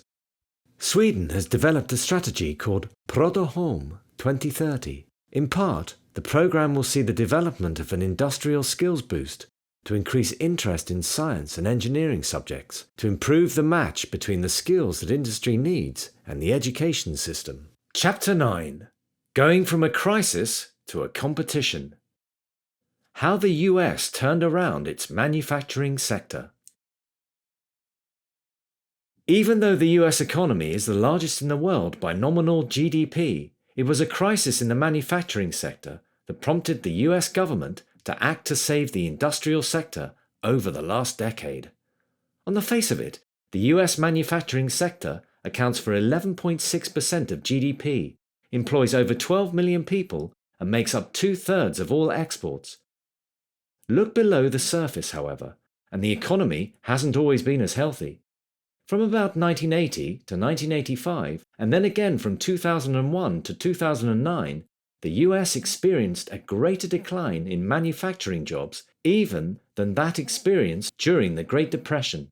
According to the Information Technology and Innovation Foundation in the US, it is estimated that between a third of all manufacturing jobs were lost between 2001 and 2009. The manufacturing crisis has been attributed to a variety of causes, from an annual trade deficit, a reliance on outsourcing, and the growth of domestic industries such as finance, construction, real estate, and services. However, probably the biggest reason for many is China's meteoric rise following its entry into the World Trade Organization (WTO) in 2001, which MIT economists have directly attributed to the loss of 560,000 American jobs. As a result, the last 2 decades have seen the US government tackle this problem with a range of policy changes and international agreements that have sought to build on the US' strongest international trading partners.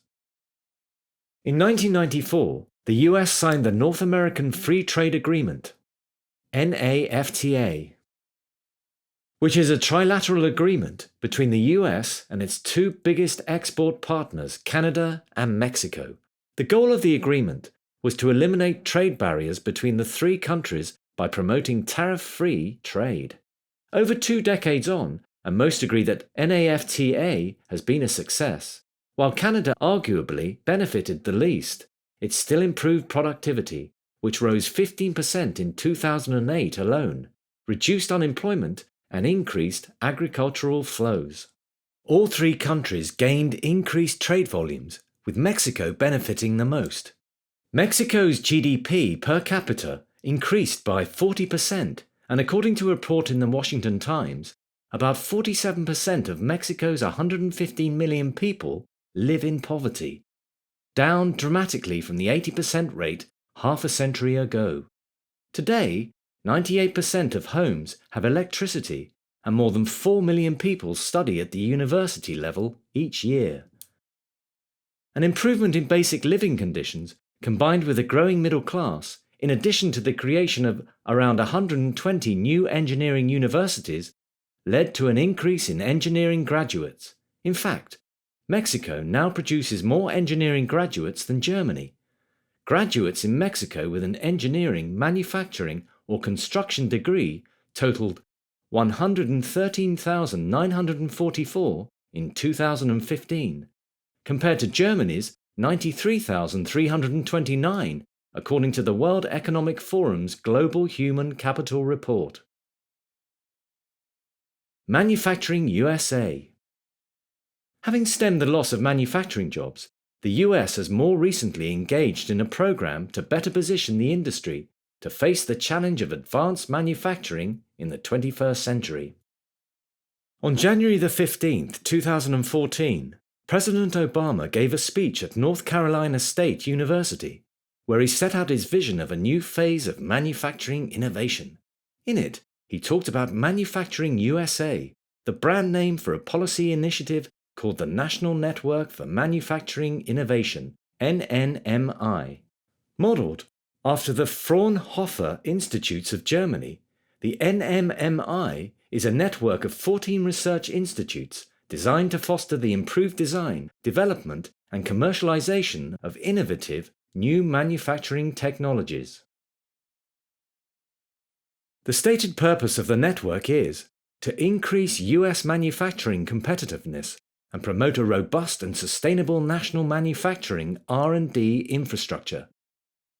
The NMMI is made up of public and private companies, universities, government agencies, and non-profit organizations. The institutes are located in regions around the US, making the best use of the local skills and resources available and concentrating research in a specific area. The institutes range in specialisms, covering areas including additive manufacturing, robotics, design engineering, smart manufacturing, lightweight and advanced materials and composites, power electronics, photonics, flexible electronics, cell regeneration, clean energy, and biopharmaceuticals. The Manufacturing USA program is administered by the Interagency Advanced Manufacturing National Program Office, AMNPO, which works in partnership with the Department of Defense, the Department of Energy, NASA, the National Science Foundation, and the Departments of Education, Agriculture, Health and Human Services, HHS, and Labor. The list of institutes making up Manufacturing USA are as follows. America Makes, the National Additive Manufacturing Innovation Institute, NAMII. The Digital Manufacturing and Design Innovation Institute, DMDII. The Clean Energy Smart Manufacturing Innovation Institute, CESMII. The Institute for Advanced Composites Manufacturing Innovation, IACMI. Lightweight Innovations for Tomorrow, LIFT. Power America for Next Generation Power Electronics. The American Institute for Manufacturing Integrated Photonics, AIM, Photonics. NextFlex for Flexible Hybrid Electronics. Advanced Functional Fabrics of America, AFFOA. The Rapid Advancement in Process Intensification Deployment Institute, RAPID. BioFab USA, the Advanced Regenerative Manufacturing Institute, ARMI. The Institute for Reducing Embodied Energy and Decreasing Emissions in Materials Manufacturing, REMADE. The Advanced Robotics Manufacturing ARM Institute. The National Institute for Innovation in Manufacturing Biopharmaceuticals, NIIMBL. Some of the institutions have a greater focus on digital technologies than the others. These include ARM, ARM. The Advanced Robotics Manufacturing ARM Institute was established to develop, demonstrate, and accelerate the early adoption of novel robotic solutions. Its four overarching goals are focused on empowering American workers to compete with low-wage workers abroad, helping the creation of new jobs to secure US national prosperity, lowering the technical, operational, and economic barriers to adopt robotic technologies, and asserting US leadership in advanced robotics for manufacturing. To achieve these goals, the Institute has identified 7 technology thrust areas, which include human-robot interaction, scheduling, learning and control, dexterous manipulation, mobility and navigation, perception and sensing, testing, verification and validation, and mechanism design. These areas are solving specific challenges such as helping a robot to automatically identify objects so that it can quickly pack and unpack them, as well as being able to navigate complex factories with crowded floor spaces. Gripper technology is another challenge the Institute wants to improve, to allow robots to become more dexterous and better able to handle items such as soft fruits and vegetables in a grocery warehouse, for example. The Digital Manufacturing and Design Innovation Institute, DMDII. The DMDII is the hub for digital manufacturing and design innovation.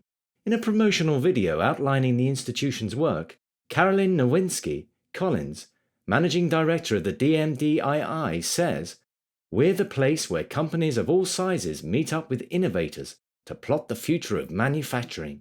This is where you take things like data and artificial intelligence and the Internet of Things and piece it all together to figure out how we can advance an entire industry.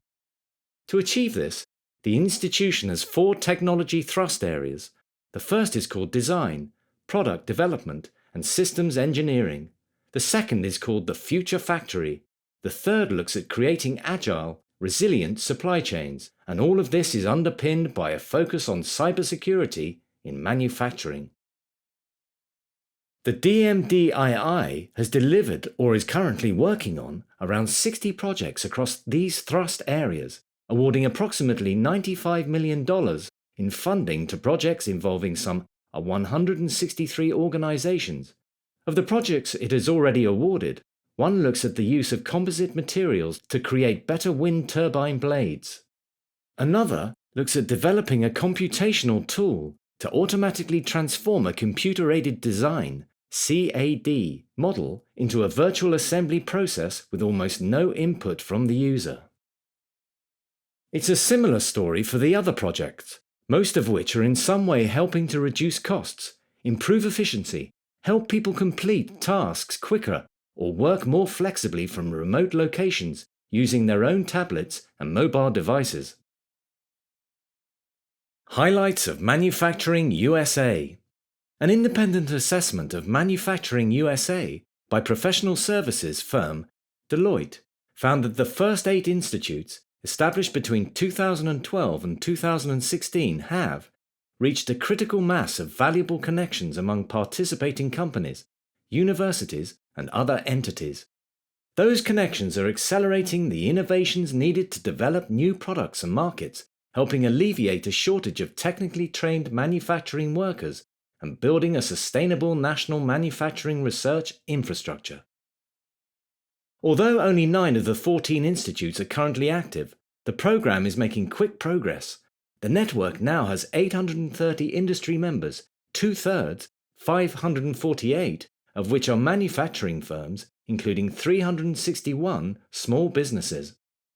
Non-federal funding received by the network has exceeded the original goal of 1-to-1 matched funding, with federal funding being matched at a 2-to-1 ratio.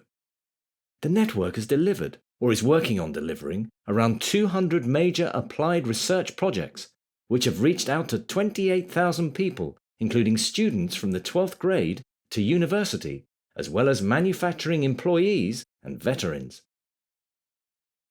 Challenges. Despite the successes, the US still has challenges ahead in the journey to digitalization, and initiatives such as Manufacturing USA are going a long way towards solving these. The network needs to become more market-driven rather than agency-driven, working to achieve better integration so that it can solve the broader technological problems the country faces rather than single issues. Although the US is good at delivering research and development, it has historically struggled to convert this into business success.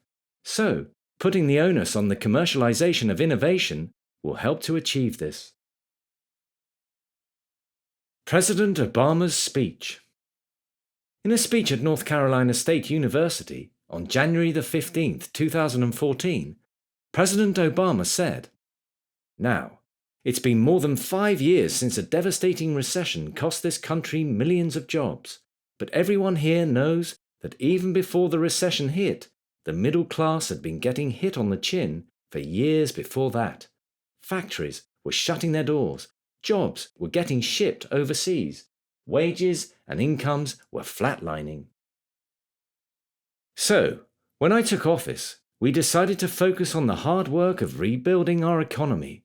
For decades, we'd been losing manufacturing jobs, but now our manufacturers have added over the last 4 years more than 550,000 new jobs, including almost 80,000 manufacturing jobs in the last 5 months alone. So, we want to keep that trend going.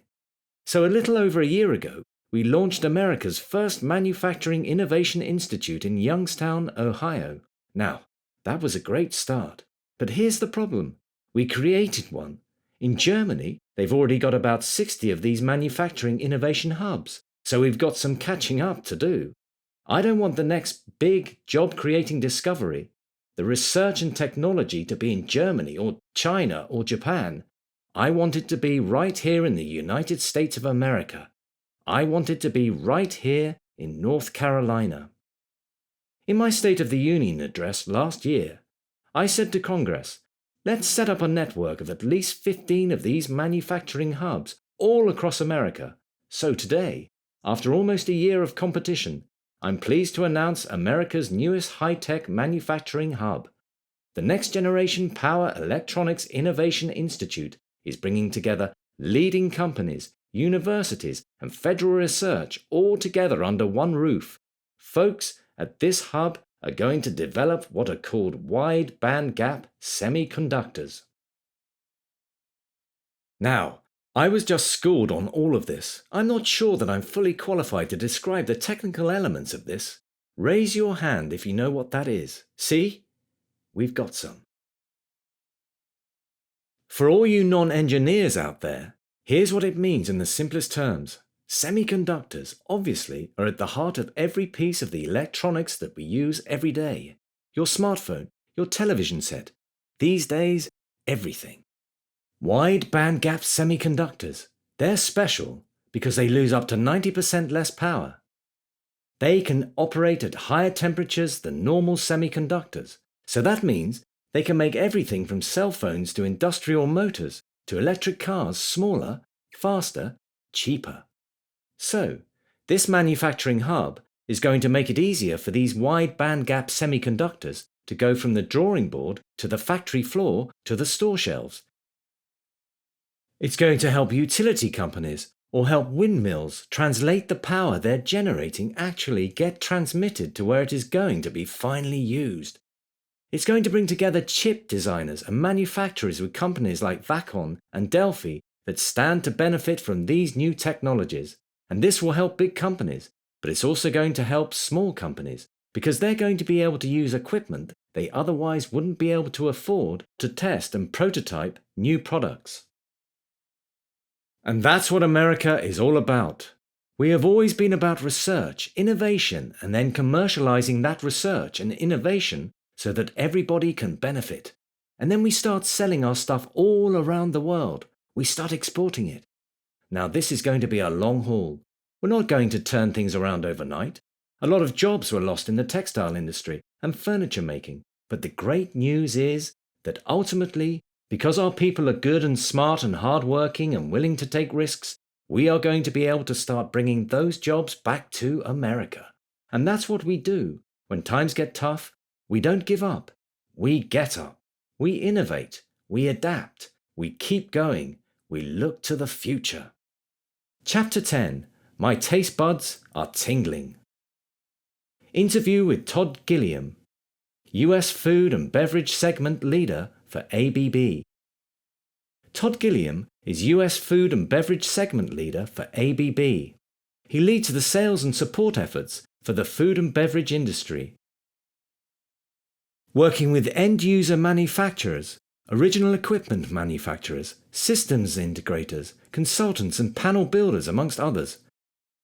Gilliam is a degree-educated electrical and computer engineer and has spent his career of 31 years in the technical sales field, working for companies such as Schneider Electric, Microsoft, Rockwell Automation, and Oracle.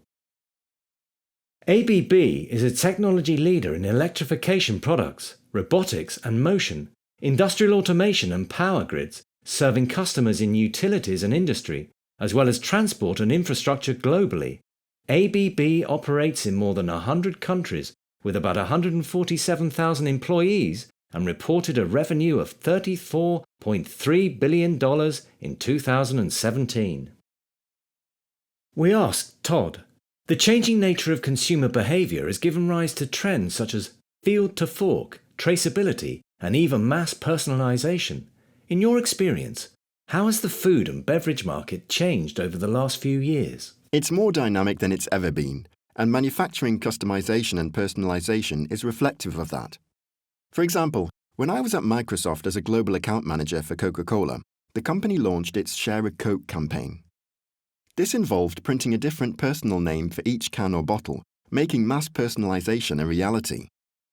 Projects like this have driven changes in consumer expectations over the last few years. The need to produce unique flavor extensions in brands, including Diet Coke or Coke Zero, such as cherry, vanilla, or ginger lime, means that manufacturers have to rapidly respond to market conditions. They must also meet demand for bottles and cans made of plastic, glass, or metal. Businesses can no longer produce the same product in a single flavor and in the same type of packaging 24/7, 365 days a year. It's also important to consider seasonal demand. Events like Independence Day, Memorial Day, Halloween, the Super Bowl, and World Series in the USA all force manufacturers to customize and alter their production lines in preparation. Sometimes this even extends to local events. For example, consumers may want their local sports teams' logos on products. Personalization aside, consumers also want to know the basics of what's in their product. They want clean and easy-to-understand labeling, and they want to know if it was produced in accordance with environmental standards, or whether the ingredients were sourced from local farms. In recent years, we've also seen customers begin to ask, "Will this make me ill?" in relation to allergies such as gluten and nuts. Today's consumers are much more aware in this regard, and it can be challenging for many manufacturers to change production setups to keep pace with the progress made by marketing and sales teams. This is where Industry 4.0 comes in. More manufacturers are now using automation. However, unlike sectors such as automotive, the perishable nature of foods and the variability of handling hard and soft produce of different sizes poses a unique challenge. What are the different challenges the food industry faces? The first big challenge is food safety. In manufacturing environments that handle meat, poultry, dairy, and juice, it's important to have stainless steel equipment, such as motors, that can be washed down after each shift. This means they need to be rated to standards like IP69K, where they may have to withstand high-pressure jets of water at high temperature using detergents and caustic corrosive cleaners. Our food and beverage customers want equipment and connections that are antimicrobial and food safe to greatly reduce liquid ingress.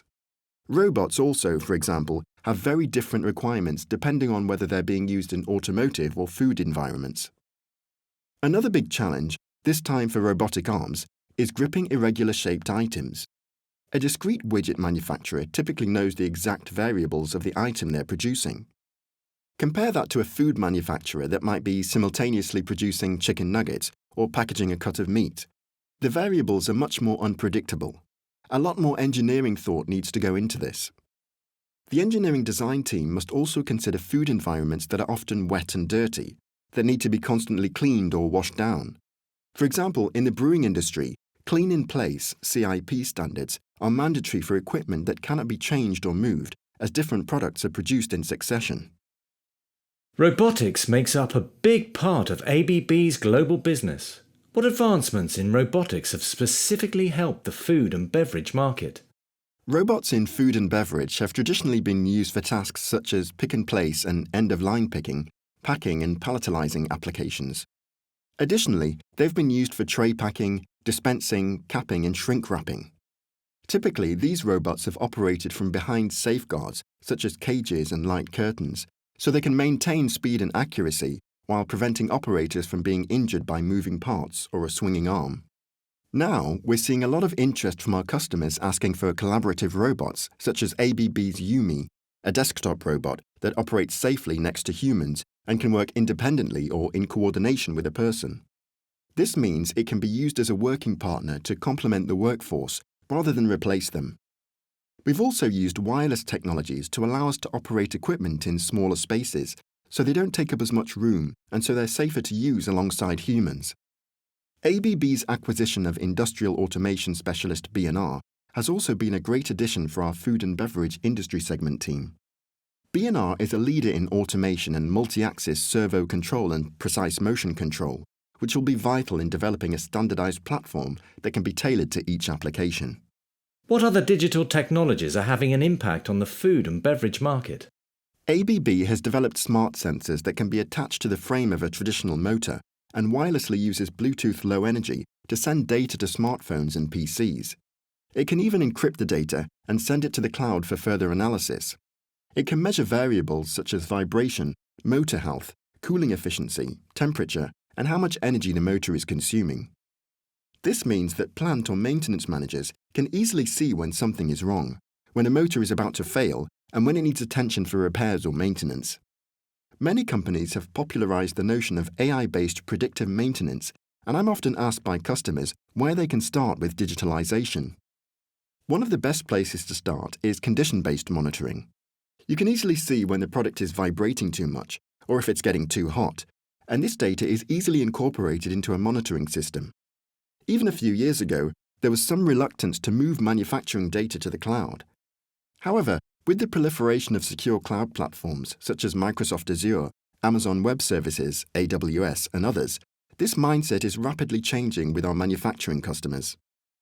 As a plant manager, you may have been using plant-based historian databases, which would be connected to a local server on the site. This could be collecting process data on very frequent and regular intervals, all day long, for many years. If and when the local hard drive or server eventually failed or lost network connection, you might lose years of data and eventually have to replace it anyway. Your only alternative may have been to engage, hire or outsource an IT team to maintain it.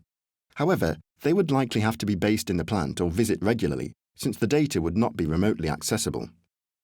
This data may now be stored in a private, public or hybrid cloud located in a managed data center. Here, the data can be analyzed remotely by anyone with the relevant permissions in the business or supply chain, making it easier to manage SCADA systems and supplier networks. This technological shift has certainly changed the game and means that manufacturing and engineering teams don't also need to act as IT teams. Another area of industry that has been changed by technology is energy efficiency.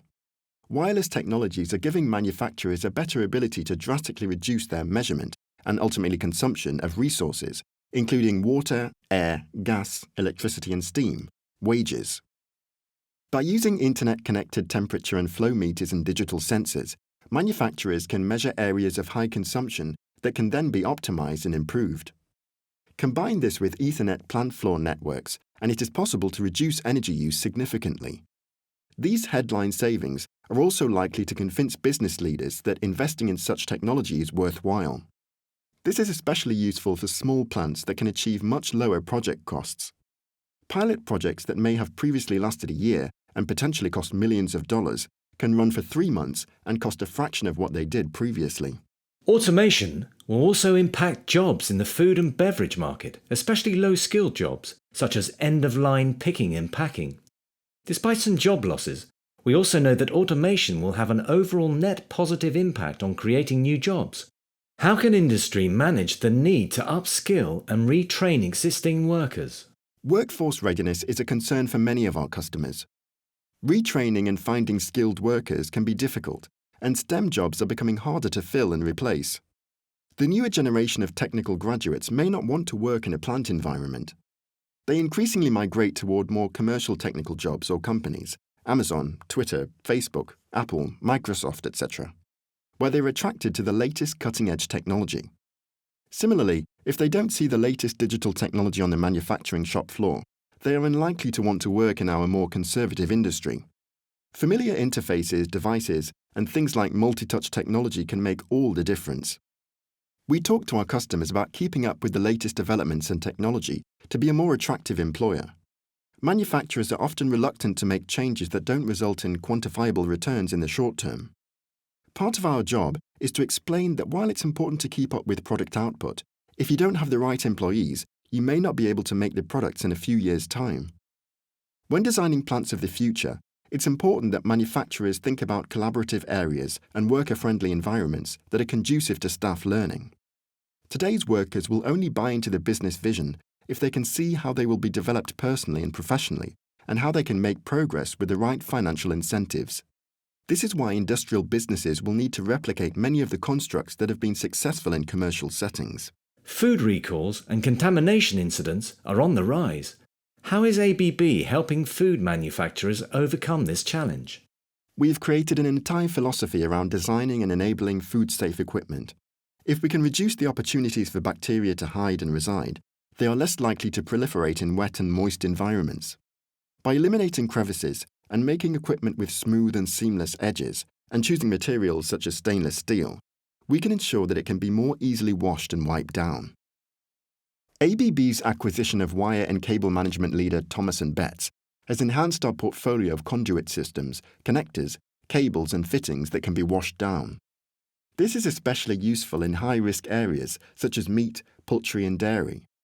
We typically provide customers with a site assessment that highlights Food and Drug Administration, FDA, Food Safety Modernization Act, FSMA, and National Sanitation Foundation, NSF violations and other concerns we have. We also give thought to things that most manufacturers would overlook.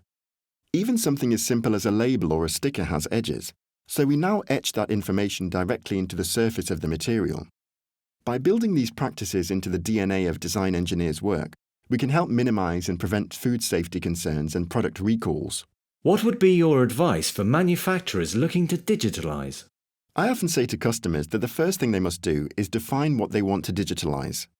Are they doing it because of a corporate edict from their Chief Technology Officer, CTO, or Chief Information Security Officer, CISO, to generally keep up with industry trends, or to generally reap the competitive advantage and benefits that technology can deliver in the long term?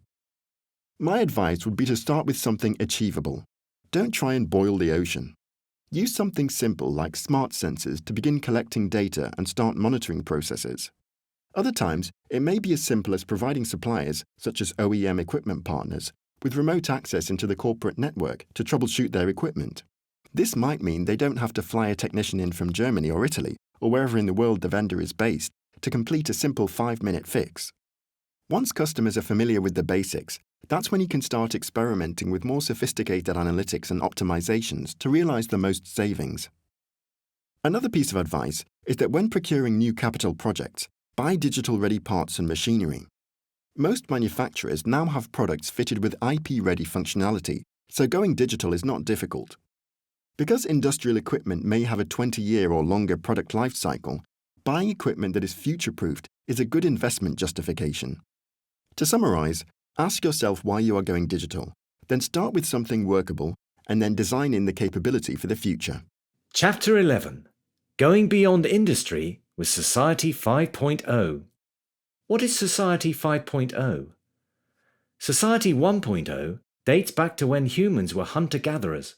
Society 2.0 was the agrarian society, and Society 3.0 was the industrial society, comparable to the first industrial revolution in the Western model, that used mechanization and steam power. Society 4.0 was the information society, comparable to the digital revolution, and Society 5.0 is comparable to Industry 4.0, but with one key difference. It hopes to solve some of the larger societal problems faced particularly in Japan. These problems include an aging population, the oldest in the world, and low economic productivity. Interview with Nigel Smith, CEO of TM Robotics. Nigel Smith is CEO of TM Robotics, the exclusive distributor of Toshiba machine for Europe, the Middle East and Africa, EMEA, as well as North and South America. Smith has worked for Toshiba for 32 years and has specialized in PLC and industrial automation products since 1986. Following Toshiba Corporation's restructure, TM Robotics Europe Limited was set up to provide marketing, sales and support for robotics in EMEA. The history of Toshiba Machine Co. Limited goes back to 1938, and the company is based in Nimatsu City, Shizuoka, Japan. It reported consolidated annual sales of 117 billion yen in 2017 and employs over 3,200 people.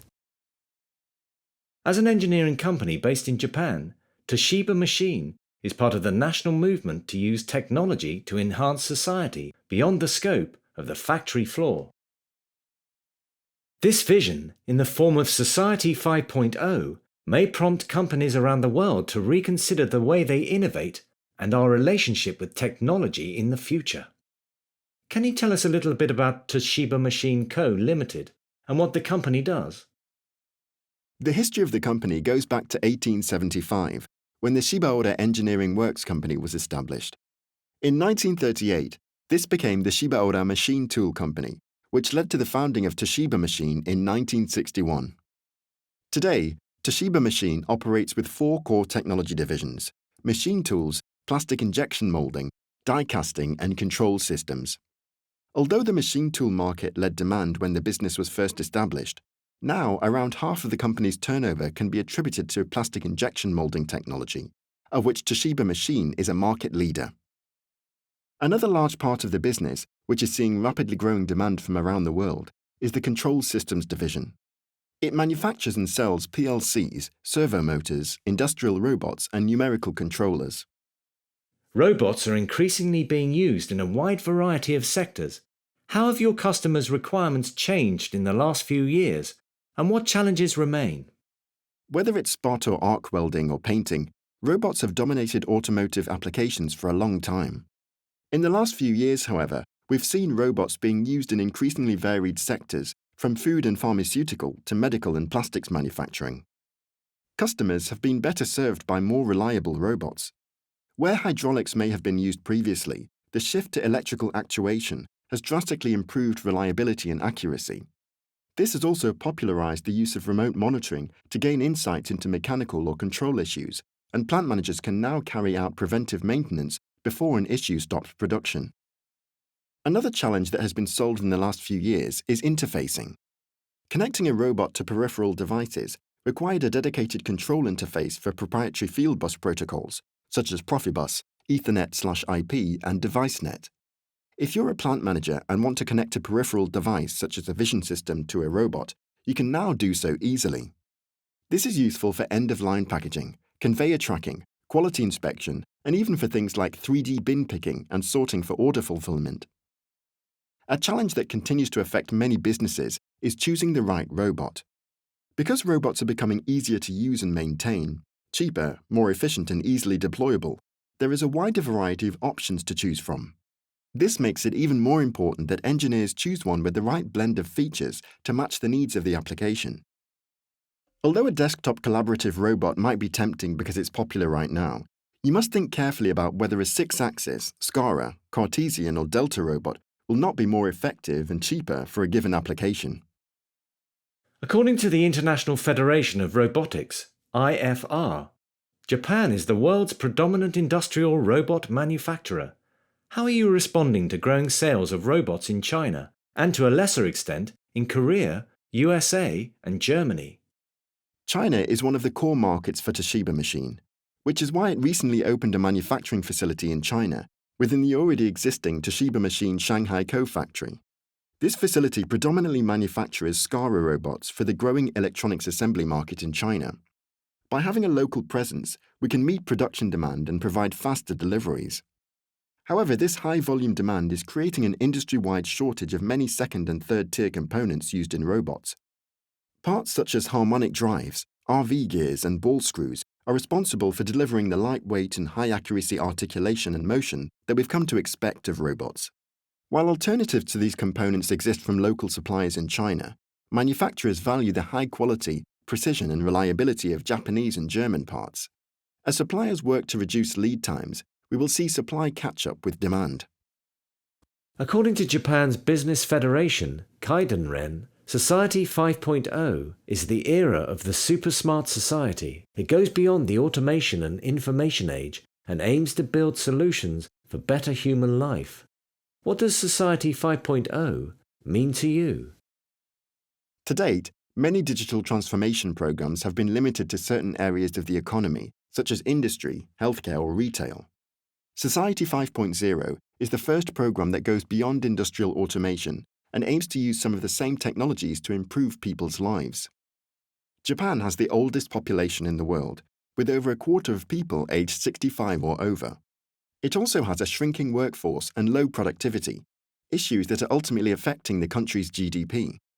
It is essential that many of the technologies used in automation should be developed for wider use. For example, things like remote monitoring and cloud access could help GPs monitor the health of patients with chronic conditions by using wearable devices. Service robots and autonomous guided vehicles could help to move heavy cages and trolleys around hospitals.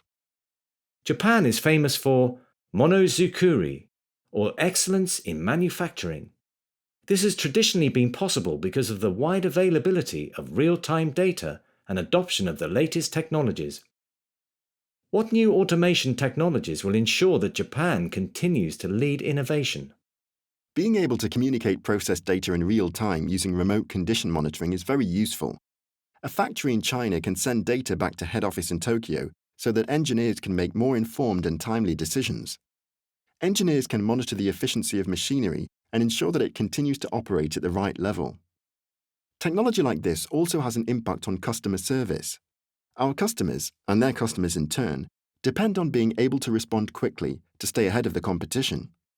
To facilitate this, we need to use technologies that allow us to offer better technical support, better responses to issues in the factory, and better quality output. As well as making people's lives more comfortable, how will Society 5.0 solve some of the wider environmental issues such as renewable energy and resource efficiency? What is Toshiba Machine doing in this respect? Toshiba Machine Japan is committed to making people's lives easier. Our corporate principles are made up of 3 areas: a commitment to people, a commitment to the future, and a commitment to society. As well as serving our customers and shareholders, we make sure that we innovate in a way that considers the environmental impact of our products. For example, we've developed 2 robot ranges, the TVL 6-axis and THL Scara range, which are lighter and more energy efficient than previous models. The THL range, for example, offers a weight and energy saving of up to 50% compared to older Scara models. Our robotic systems have also been used in specialized applications. One of our customers has used our technology to develop specialized painting and coating robots for use in the consumer electronics sector. By using our robots, they've been able to reduce their paint usage by 60 to 70%. This not only drastically reduces the cost of paint spraying, it also reduces the environmental impact of waste paint. What advice do you have for companies in Japan looking to digitalize their manufacturing? Japan has a strong tradition of engineering, with lots of specialized companies that aren't prone to making compromises in quality. These companies don't take technological adoption lightly and only consider technologies that will bring about a markedly long-term improvement in their offering. For this environment, I would suggest that companies embrace new interfaces that allow them to add peripheral devices without overhauling existing equipment and use it to optimize repetitive tasks, then take it from there. Chapter 12: The Rise of China. How this cradle of civilization is rising once again. China was a prosperous nation for many centuries, indeed many thousands of years, before Western civilization rose to prominence and long before its growth made it the darling of the financial sector. However, China's industrialization over the course of the 20th century, becoming one of the world's major cheap manufacturing nations, has saddled the country with a bad image. For decades, China has been associated with poor quality products, a culture of counterfeiting, and an economic philosophy that can be summarized by the saying, "Stack 'em high and sell 'em cheap." However, this wasn't always the case. According to analysis by Business Insider, in the 15th and 16th centuries, China accounted for 25 to 30% of the global economy, but by the 1950s and 1960s, after the destruction of World War II and under the rule of Mao Zedong, it fell below 5%. Today, China makes up about 18% of the global economy. The US accounts for around 15%. In its golden age, China was famous for trading routes such as the Silk Road, which connected the East and West. Its routes spanned land and sea and joined Asia with the Middle East and Europe. As well as the lucrative trade in silk and other precious textiles and spices, the Silk Road was responsible for the dissemination of religion, politics, and technology. Inventions that originated in China include the pulp, paper-making process, movable type printing, gunpowder, and the compass. According to economic historian Joel Mocker, China was extremely innovative in its heyday, which is basically under the Song dynasty, which ended in 1279. At that time, European and Islamic travelers realized that China was leading the world in technology. And China does have kind of an enlightenment. And yet in the end, they did not turn that innovation into sustained economic growth. I believe the fundamental reason is China's position as a single empire, and also its bureaucracy. China has a glorious past in its scientific achievements, and yet they were never able to turn it into economic growth as the West did. If you look at Europe and China in the 19th century, Europe is advancing at breathtaking speed. It's building a rail network, steamships, factories. By the early 20th century, China looked like it was going to be completely occupied by imperialist powers. Part of the reason why Europe was successful was that there was no one single force unifying it. Warring factions, trade disputes, and frequent power struggles served to increase competitiveness and, therefore, innovation. Compare that to the relatively stable dynastic and imperial rule experienced in China for thousands of years. It's clear why China didn't experience any industrial revolutions. New China. Today, the Chinese economy is still heavily restricted by government interventions. However, since the 1970s, China has made a concerted effort to reform its economy, going from a closed, centralized system to a market-oriented one. Its move from a low-cost economy to a value-added one has seen a shift away from agriculture to industry. This founding of New China has seen the government relax prices, introduce fiscal policies to promote enterprise growth in the private sector, and help the stock market and banking system compete on a global scale. The results of these changes over the last 4 decades have been astounding. According to the World Factbook, measured on a purchasing power parity (PPP) basis that adjusts for price differences, China in 2016 stood as the largest economy in the world, surpassing the US in 2014 for the first time in modern history. China became the world's largest exporter in 2010 and the largest trading nation in 2013. China is now a leader in the gross value of industrial output in industries, including mining and ore processing of materials such as iron, steel, aluminium, and coal. It also has the world's highest gross output of textiles, food, cement, automobiles, trains, ships, and electronics, to name just a few sectors. A new plan. Inspired in part by Germany's Industrie 4.0, the Chinese premier at the time, Li Keqiang, launched a new strategic plan in May 2015 called Made in China 2025. The initiative is intended to comprehensively upgrade Chinese industry, making it one of the leading world powers. It intends to do this by tackling the major challenges that the country still faces. According to the report by the State Council, published on 7th of July 2015, China's manufacturing sector is large but not strong, with obvious gaps in innovation capacity, efficiency of resource utilization, quality of industrial infrastructure, and degree of digitalization. The task of upgrading and accelerating technological development is urgent. Another challenge is the dichotomy China faces as a result of industrial competition. On one hand, it must create new strategies for advanced manufacturing to compete with other developed nations. This involves not only promoting outward trade and investment, but rethinking many ways of doing business. On the other, it faces the squeeze from developing countries that are seeking to expand their share of industrial labor and low-cost manufacturing. The problem is that it will be difficult for China to simultaneously upgrade manufacturing quality, infrastructure, and safety while keeping the cost of production and labor down.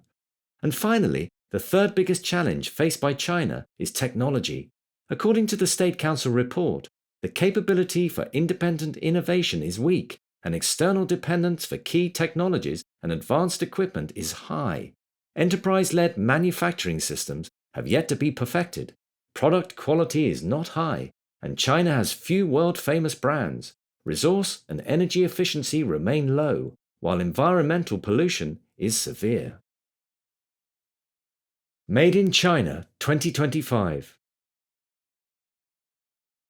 The underlying philosophy that led to the creation of the Made in China 2025 concept stems from the desire to unburden China of its dependence on other countries for resources, research, and technology. The country wants to rid itself of the negative connotations associated with the term Made in China, to distance itself from the preconceptions people have about Chinese speed and replace it with an appreciation of Chinese quality. At the same time, it wants to establish Chinese brands that create a similar fervour to the likes of Western brands, such as Apple and Google.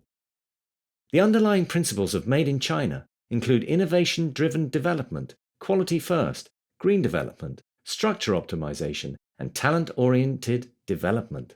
The first principle looks at making innovation the guiding theme of manufacturing and adapting institutions for innovation. The second aims to encourage enterprises to assume responsibility for product quality.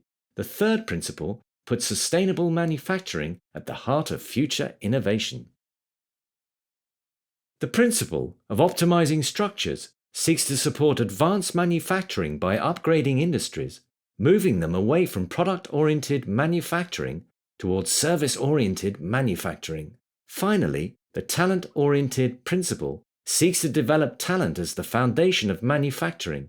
Here, the program wants to put in place mechanisms to improve the way people are hired, placed, trained, and cultivated professionally, creating an atmosphere that supports an entrepreneurial mindset.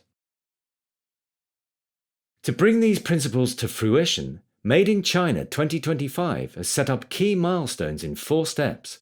The first step goes to 2020, the second step goes to 2025, the third to 2035, and the fourth to 2049. Made in China 2025, the plan. By the year 2020, China plans to achieve industrialization, consolidate manufacturing power, increase digitalization, master core technologies in key areas, strengthen competitiveness in areas where China leads globally, improve product quality, reduce industry pollution. By 2025, China wants to improve quality of manufacturing, improve capacity for innovation, improve labor productivity, integrate IT into industry at an advanced level, reduce energy and material consumption per unit of industrial added value, reduce pollution emissions of key industrial sectors to global standards, create industrial clusters to improve competition. By the 2035 milestone, China plans to help Chinese manufacturing reach the median level among global leaders, improve innovation capability, make breakthroughs in major areas, significantly increase overall competitiveness, lead global innovation in industries where China is not competitive, comprehensively realize industrialization. By the year 2049, China wants to consolidate manufacturing sector to become a leader among the world's manufacturing powers. 2049 will be the centennial of the founding of New China.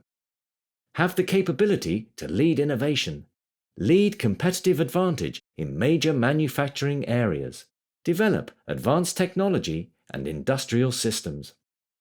China in progress. One of the biggest drivers of industrial growth in China is automation.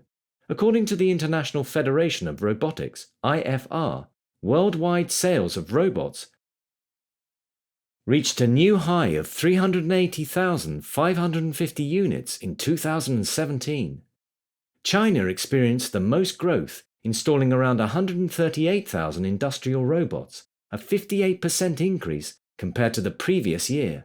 Comparatively, South Korea installed 40,000 units, Japan 38,000, the USA 33,000, and Germany 22,000.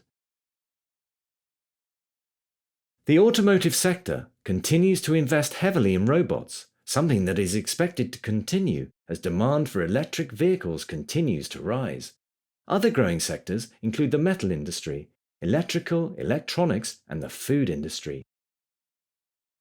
Speaking at Automatica 2018 in Munich, Germany, Gudrun Litzenberger, General Secretary of the IFR, explained that trends such as digitalization, robots that are easier to use, robots that learn from each other via the cloud, and improved human-robot collaboration will help continue the growth of worldwide sales.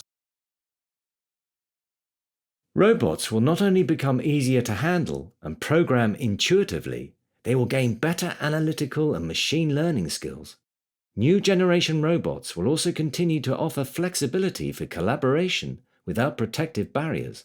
As costs come down, this will open up the use of such robots to smaller businesses that have so far been limited in the choice of robotic platforms they can invest in. Sourcing digital locally. China's aim to remove its reliance on foreign goods and services also reflected in its plan. By 2020, it wants to source 40% of all spare parts and materials domestically.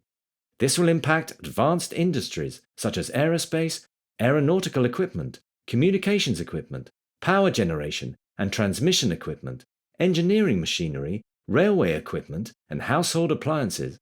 By 2025, this will increase to 70% of all parts and key materials being sourced domestically. China has already made steps to begin this process. In May 2016, Chinese household appliance manufacturer Midea Group launched a bid to buy German industrial robot manufacturer KUKA for around 4.5 billion euros. Following approval by German market regulators, Midea now controls a 94.5% voting stake in KUKA. As well as sourcing locally, Made in China 2025 wants to increase exports of Chinese-made goods. The BBC's Karishma Vashwani explains that 10 key sectors have been targeted under this plan. Amongst the products they want to start exporting around the world include Chinese-made semiconductor chips, robotics, passenger jets and satellites, high-speed railways, ocean engineering from all the experience they've had building structures in the South China Sea, and electric vehicles. To achieve these plans, the Chinese government will give financial incentives to companies operating in these areas, invest money in research and development, and Beijing will also push public institutions like universities and the military to cooperate more with private companies. A solid future. China has outlined an ambitious roadmap for the next 3 decades and made strides towards achieving this, not least by building a world-leading economy. While the country still faces challenges with heavy intervention from Beijing and competition from both developed and developing economies, the technological progress in China is incessant. A country that is regarded as one of the 5 cradles of civilization, regions that incubated human civilization, has risen once again and is building a solid future for digitalization. Chapter 13: The Workforce of the Future. An interview with 2 female engineers from Renishaw. In its 2018 synopsis, Engineering UK explains that, in the face of technological advancements and a changing political and economic landscape, developing the pipeline to address the skills needed of the engineering sector remains a key challenge. Part of the reason stems from the fact that only 11% of the UK engineering and technical workforce is female, according to research by the IET. To delve deeper, here we talk to 2 female engineers from Renishaw. Bayang Ari is a software engineer and Laura Brown is a mechanical engineer in research and development at Renishaw's Additive Manufacturing Products Division, AMPD. Renishaw is a world-leading engineering technologies company, supplying products used for applications as diverse as jet engine and wind turbine manufacture, through to dentistry and brain surgery. It has over 4,500 employees, located in the 36 countries where it has wholly owned subsidiary operations. For the year ended June 2018, Renishaw recorded sales of £611.5 million. We asked them both. One of the reasons that's often cited for a lack of female engineers in industry is the inherent gender bias in school subjects, which are taught from a young age. For example, the idea that certain subjects are for boys and others for girls. Was this true when you were at school? I didn't feel any bias myself. although when I studied maths and physics, there were only 2 girls in the class. I went to an all-girls school, so everyone did all the subjects. Although in high school there were noticeably fewer students choosing the technical subjects than the arts classes. What were your perceptions of the world of engineering when you were at school? I didn't know what it was. You don't really get taught about what engineering is at school. People thought it was what mechanics did when they fixed cars. I didn't really want to be an engineer when I was young. My dad's a civil and structural engineer, so I had some idea what the job involved. But I didn't aspire to be one myself until I was studying for my AS levels. You were obviously among the women that weren't affected by preconceived notions of the industry. So what inspired you to pursue an engineering career? I was originally planning on going into the medical field, but when I was in high school, I couldn't handle the blood during dissections in biology. I had to do something else. Back home in Cameroon, we had an old TV and a VCR that I enjoyed tinkering with. My mum suggested that I do an online survey for a career and possibly look at computer engineering. My mum really helped me with the application process. She did some research online and got me some UK application forms. We also had some ambassadors from UK universities come into school to promote their institutions, which got me thinking about studying engineering in the UK. I didn't always know that I wanted to be an engineer. I really enjoyed studying maths and physics at A level, and particularly the mechanical side of things, so I decided to give it a go. I did some work experience at the company my dad worked at and really enjoyed it. It's a company called Sonardyne, and it's a global provider of underwater acoustic, inertial, optical, and sonar technology. It's a bit like GPS technology to help engineers lay things like pipelines and test rigs underwater. I did that during the summer between my AS and A levels, and it inspired me to pursue a career that involved problem solving in an engineering discipline. Can you tell us about your journey to become an engineer? What subjects did you study? What work experience did you do? What does your current role involve? I did an integrated master's degree in mechanical engineering at the University of Manchester. I kept my module choice quite broad before specialising in 3D printing and additive manufacturing, AM. It's a fascinating technology, and I wasn't aware until later that it could be done with metal. I was still working at Sonardyne when it bought its first 3D printer, which made me more interested to learn about how the technology can be used. While at university, I looked at different providers of additive manufacturing hardware and software, and I came across Renishaw, the only registered British manufacturer of metal additive manufacturing systems. I googled the company, found the relevant section on the website that I was specifically interested in, and applied. I did well in the interview. They said I was a great communicator, and I joined the company's graduate scheme as a mechanical design engineer. Today I'm doing more of a systems development role, which is about integrating control system software into a variety of hardware. I define the user requirements and look at how the whole system functions, testing software, defining what we need, and problem solving. When we have a new product, we need to define how the software is going to behave. For example, if we need a valve to open when the user presses something, then we need to test it to ensure that there are no bugs in the code. If there are, we would then go back to the software team to work out what to change. We want to prevent any problems with hardware and software from getting into the field. I did my degree in computer systems engineering at the University of Birmingham. The first year and a half involved focused study on electronics, electrical engineering, and computer programming.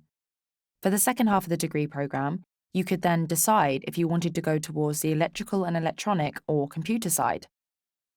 For me, computers were more interesting because of the digital arithmetic, so that's what I chose.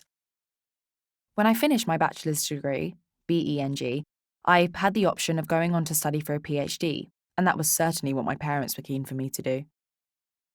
However, I didn't want to study for another 4 years. Instead, I did a master's, which required 6 months in industry, and since I didn't have previous work experience in the UK that was relevant, it was the perfect opportunity to improve my chances of getting a job afterwards.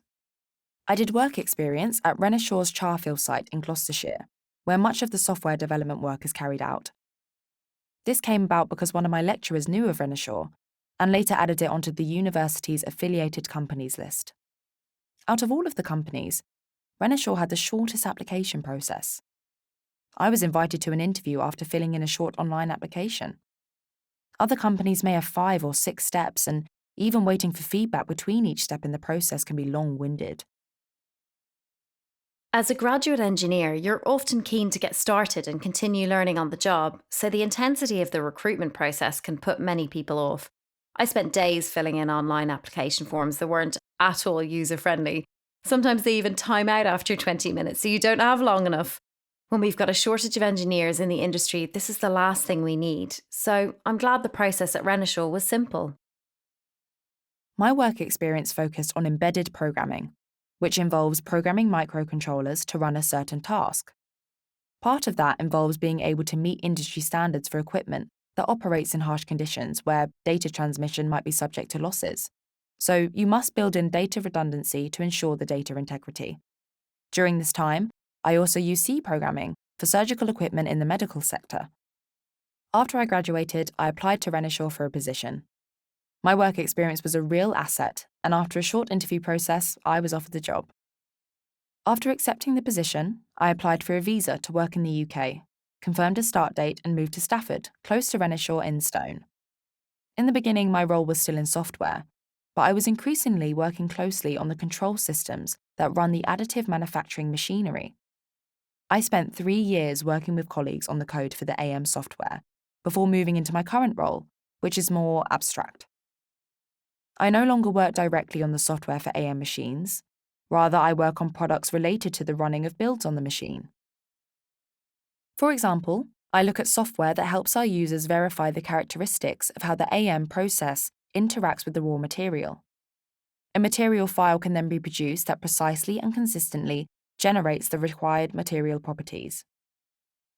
Industry across the world faces a technology and engineering skills shortage, where the increased use of automation and digitalization technologies such as AI, AR, VR, and AM will require graduates with new digital skills. In your current role, what new skills have you had to acquire, and what skills will future graduates need to possess? Having never done software programming before, I've been exposed to a lot of industrial programming, such as PLC code. There's a real shortage of engineers familiar with software, and there's certainly a shortage of software skills. When you're at university, you learn about the theory, but you don't get to extensively build the skills you need in industry. I had previous experience of designing parts, but I had to learn about things like tolerance stacking. That's the idea that because nothing can be made perfectly, it's important to measure how imperfect a part is. So in AM, we have to understand the tolerance of a part that might be used in something like aerospace. The integration of control systems is another area that isn't covered well in a mechanical engineering degree. Using sensors to control flow rates or heater temperature is important to learn.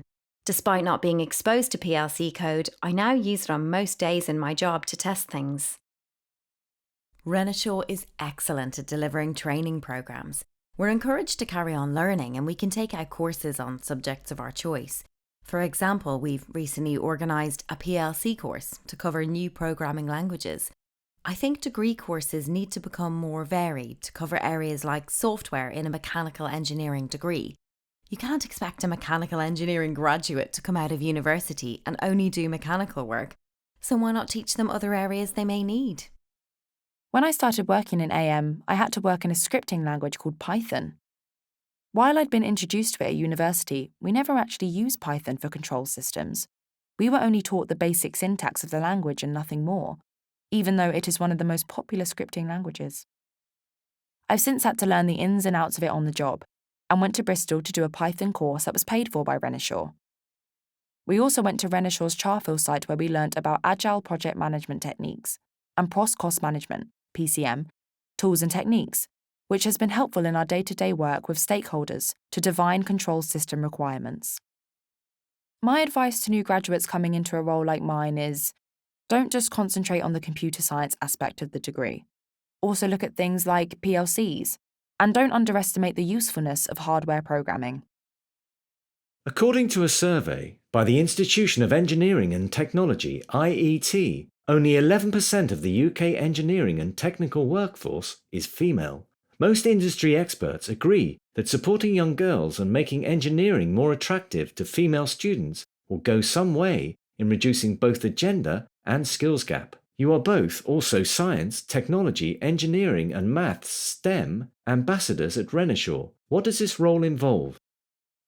It mostly involves going into schools and talking to secondary age students and educating them about what engineering is. The perception is that it's male dominated and a very manual, hands-on job. This is where I can tell them that you can make of engineering what you want. We also do demonstrations with things like Lego, where we can build simple assembly lines or make a battery spinner to explain how a motor works. The children may not have seen these kind of demonstrations in their maths and physics classes, so it has a lot of impact. Girls often tell me that they didn't realise that this is what engineering was like, and that they haven't seen any other female role models.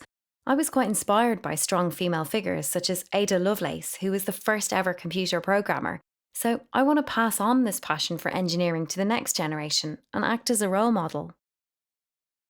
My STEM ambassador role also involves going into schools and careers fairs. Last year, I went into a school here in Stone. It was a secondary school where I delivered a presentation on what engineering is, what software engineering is, and what Renishaw does. I like to take additively manufactured parts that show the intricate lattice structures, as these are a visual way to introduce the benefits of the technology. I also took a human skull with metal implants that were additively manufactured to show how engineering can be applied to healthcare. The students usually pass this around and it gets them excited because it's something they've never seen before. I also talk students through my typical workday and ask them about what skills they think are required. For secondary school children, I emphasise the need for strong English skills as well as math skills. Being good with numbers is only half the battle. Being able to communicate and express yourself using good language skills is just as important when capturing project requirements. I typically find that girls can initially be quite shy, but they soon relax, and both the boys and girls ask great inquisitive questions.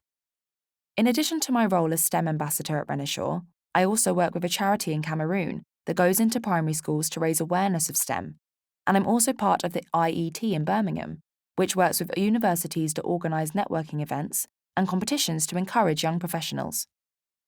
Young people need to be aware that, as a female engineer, you often have to work much harder than your male counterparts. That gender bias still exists, and sometimes this might be an unconscious glass ceiling, so you really have to prove your competence. What would be your advice to young girls considering a career in engineering, or those that may be unsure about what options are open to them? By the time girls are considering engineering, our work is done. My advice would be that if you're considering it, do some work experience, see what you like and don't like, and then find your niche within the industry. Give it a go. The best way to go about it is that if you're unsure, do some work experience. Even a few weeks or months in an engineering company will open your eyes to it. Once you've tried it, you'll know for sure. Renishaw offers work experience schemes.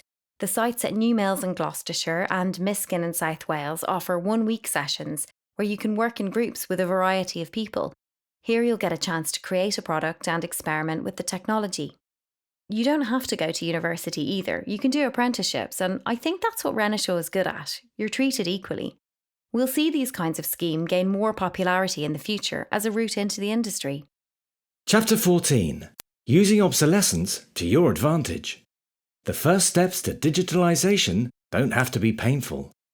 As a plant manager, you want to digitalize, but you're reluctant to overhaul your entire plant and all the equipment in it.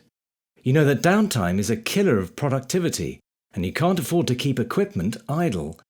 At the same time, you know that investing in new machinery with all the latest bells and whistles is bound to improve efficiency and reduce your maintenance costs. The problem is, you can't justify the expenditure to your seniors, who are highly focused on delivering a fast return to investment.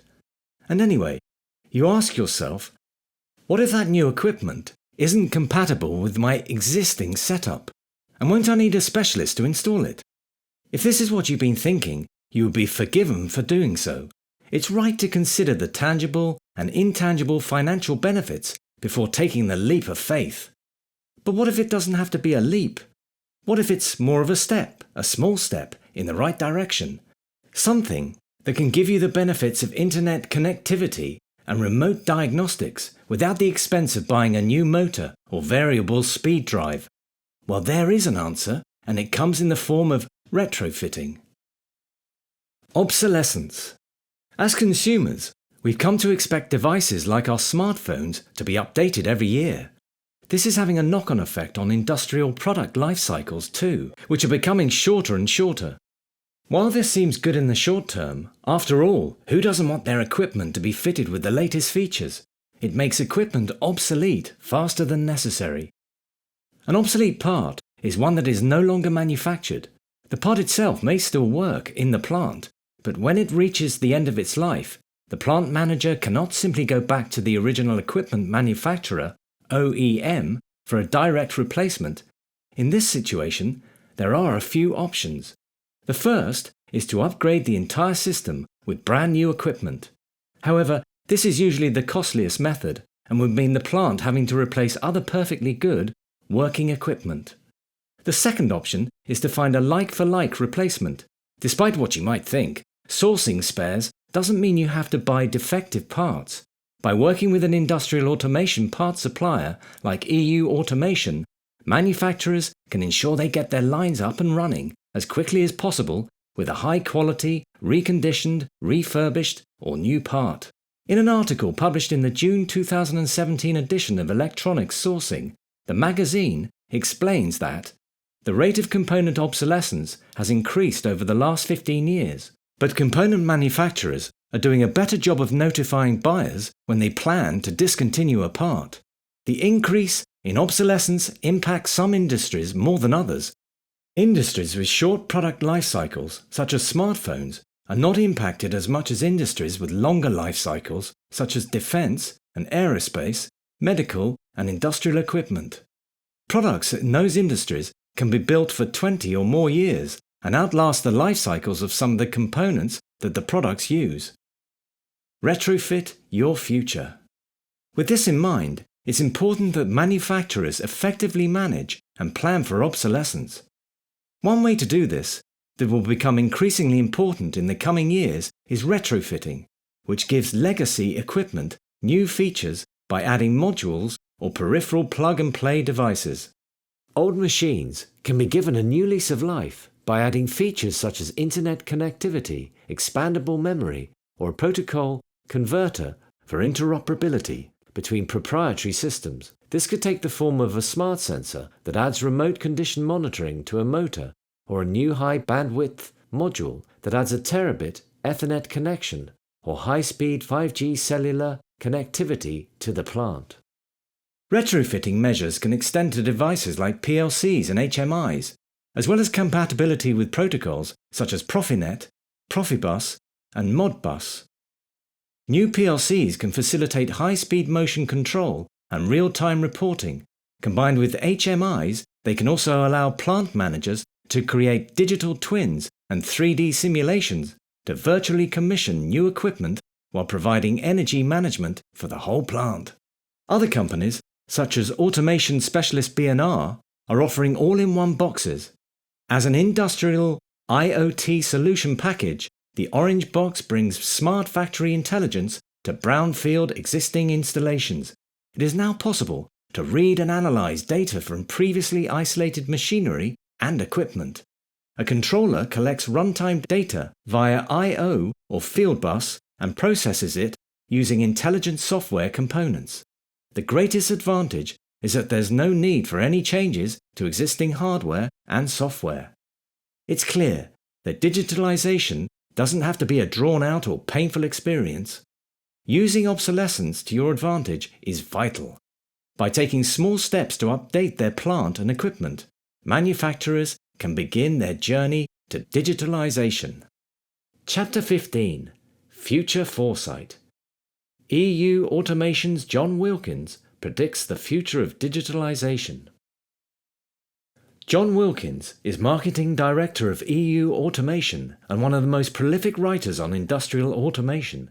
He is a professional brand advocate and commercial marketing strategist who has been part of the EU Automation team since its humble beginnings. Here, he looks at the industrial automation trends and technologies that will become a reality in the coming years. Modular automation. Plants and factories can take years to design and build.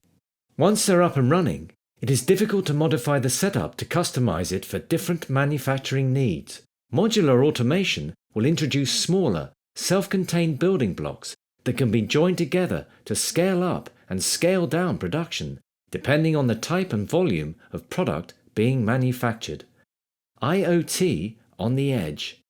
As the cost of sensors continues to fall, we will see the increased use of IoT devices strengthen edge computing.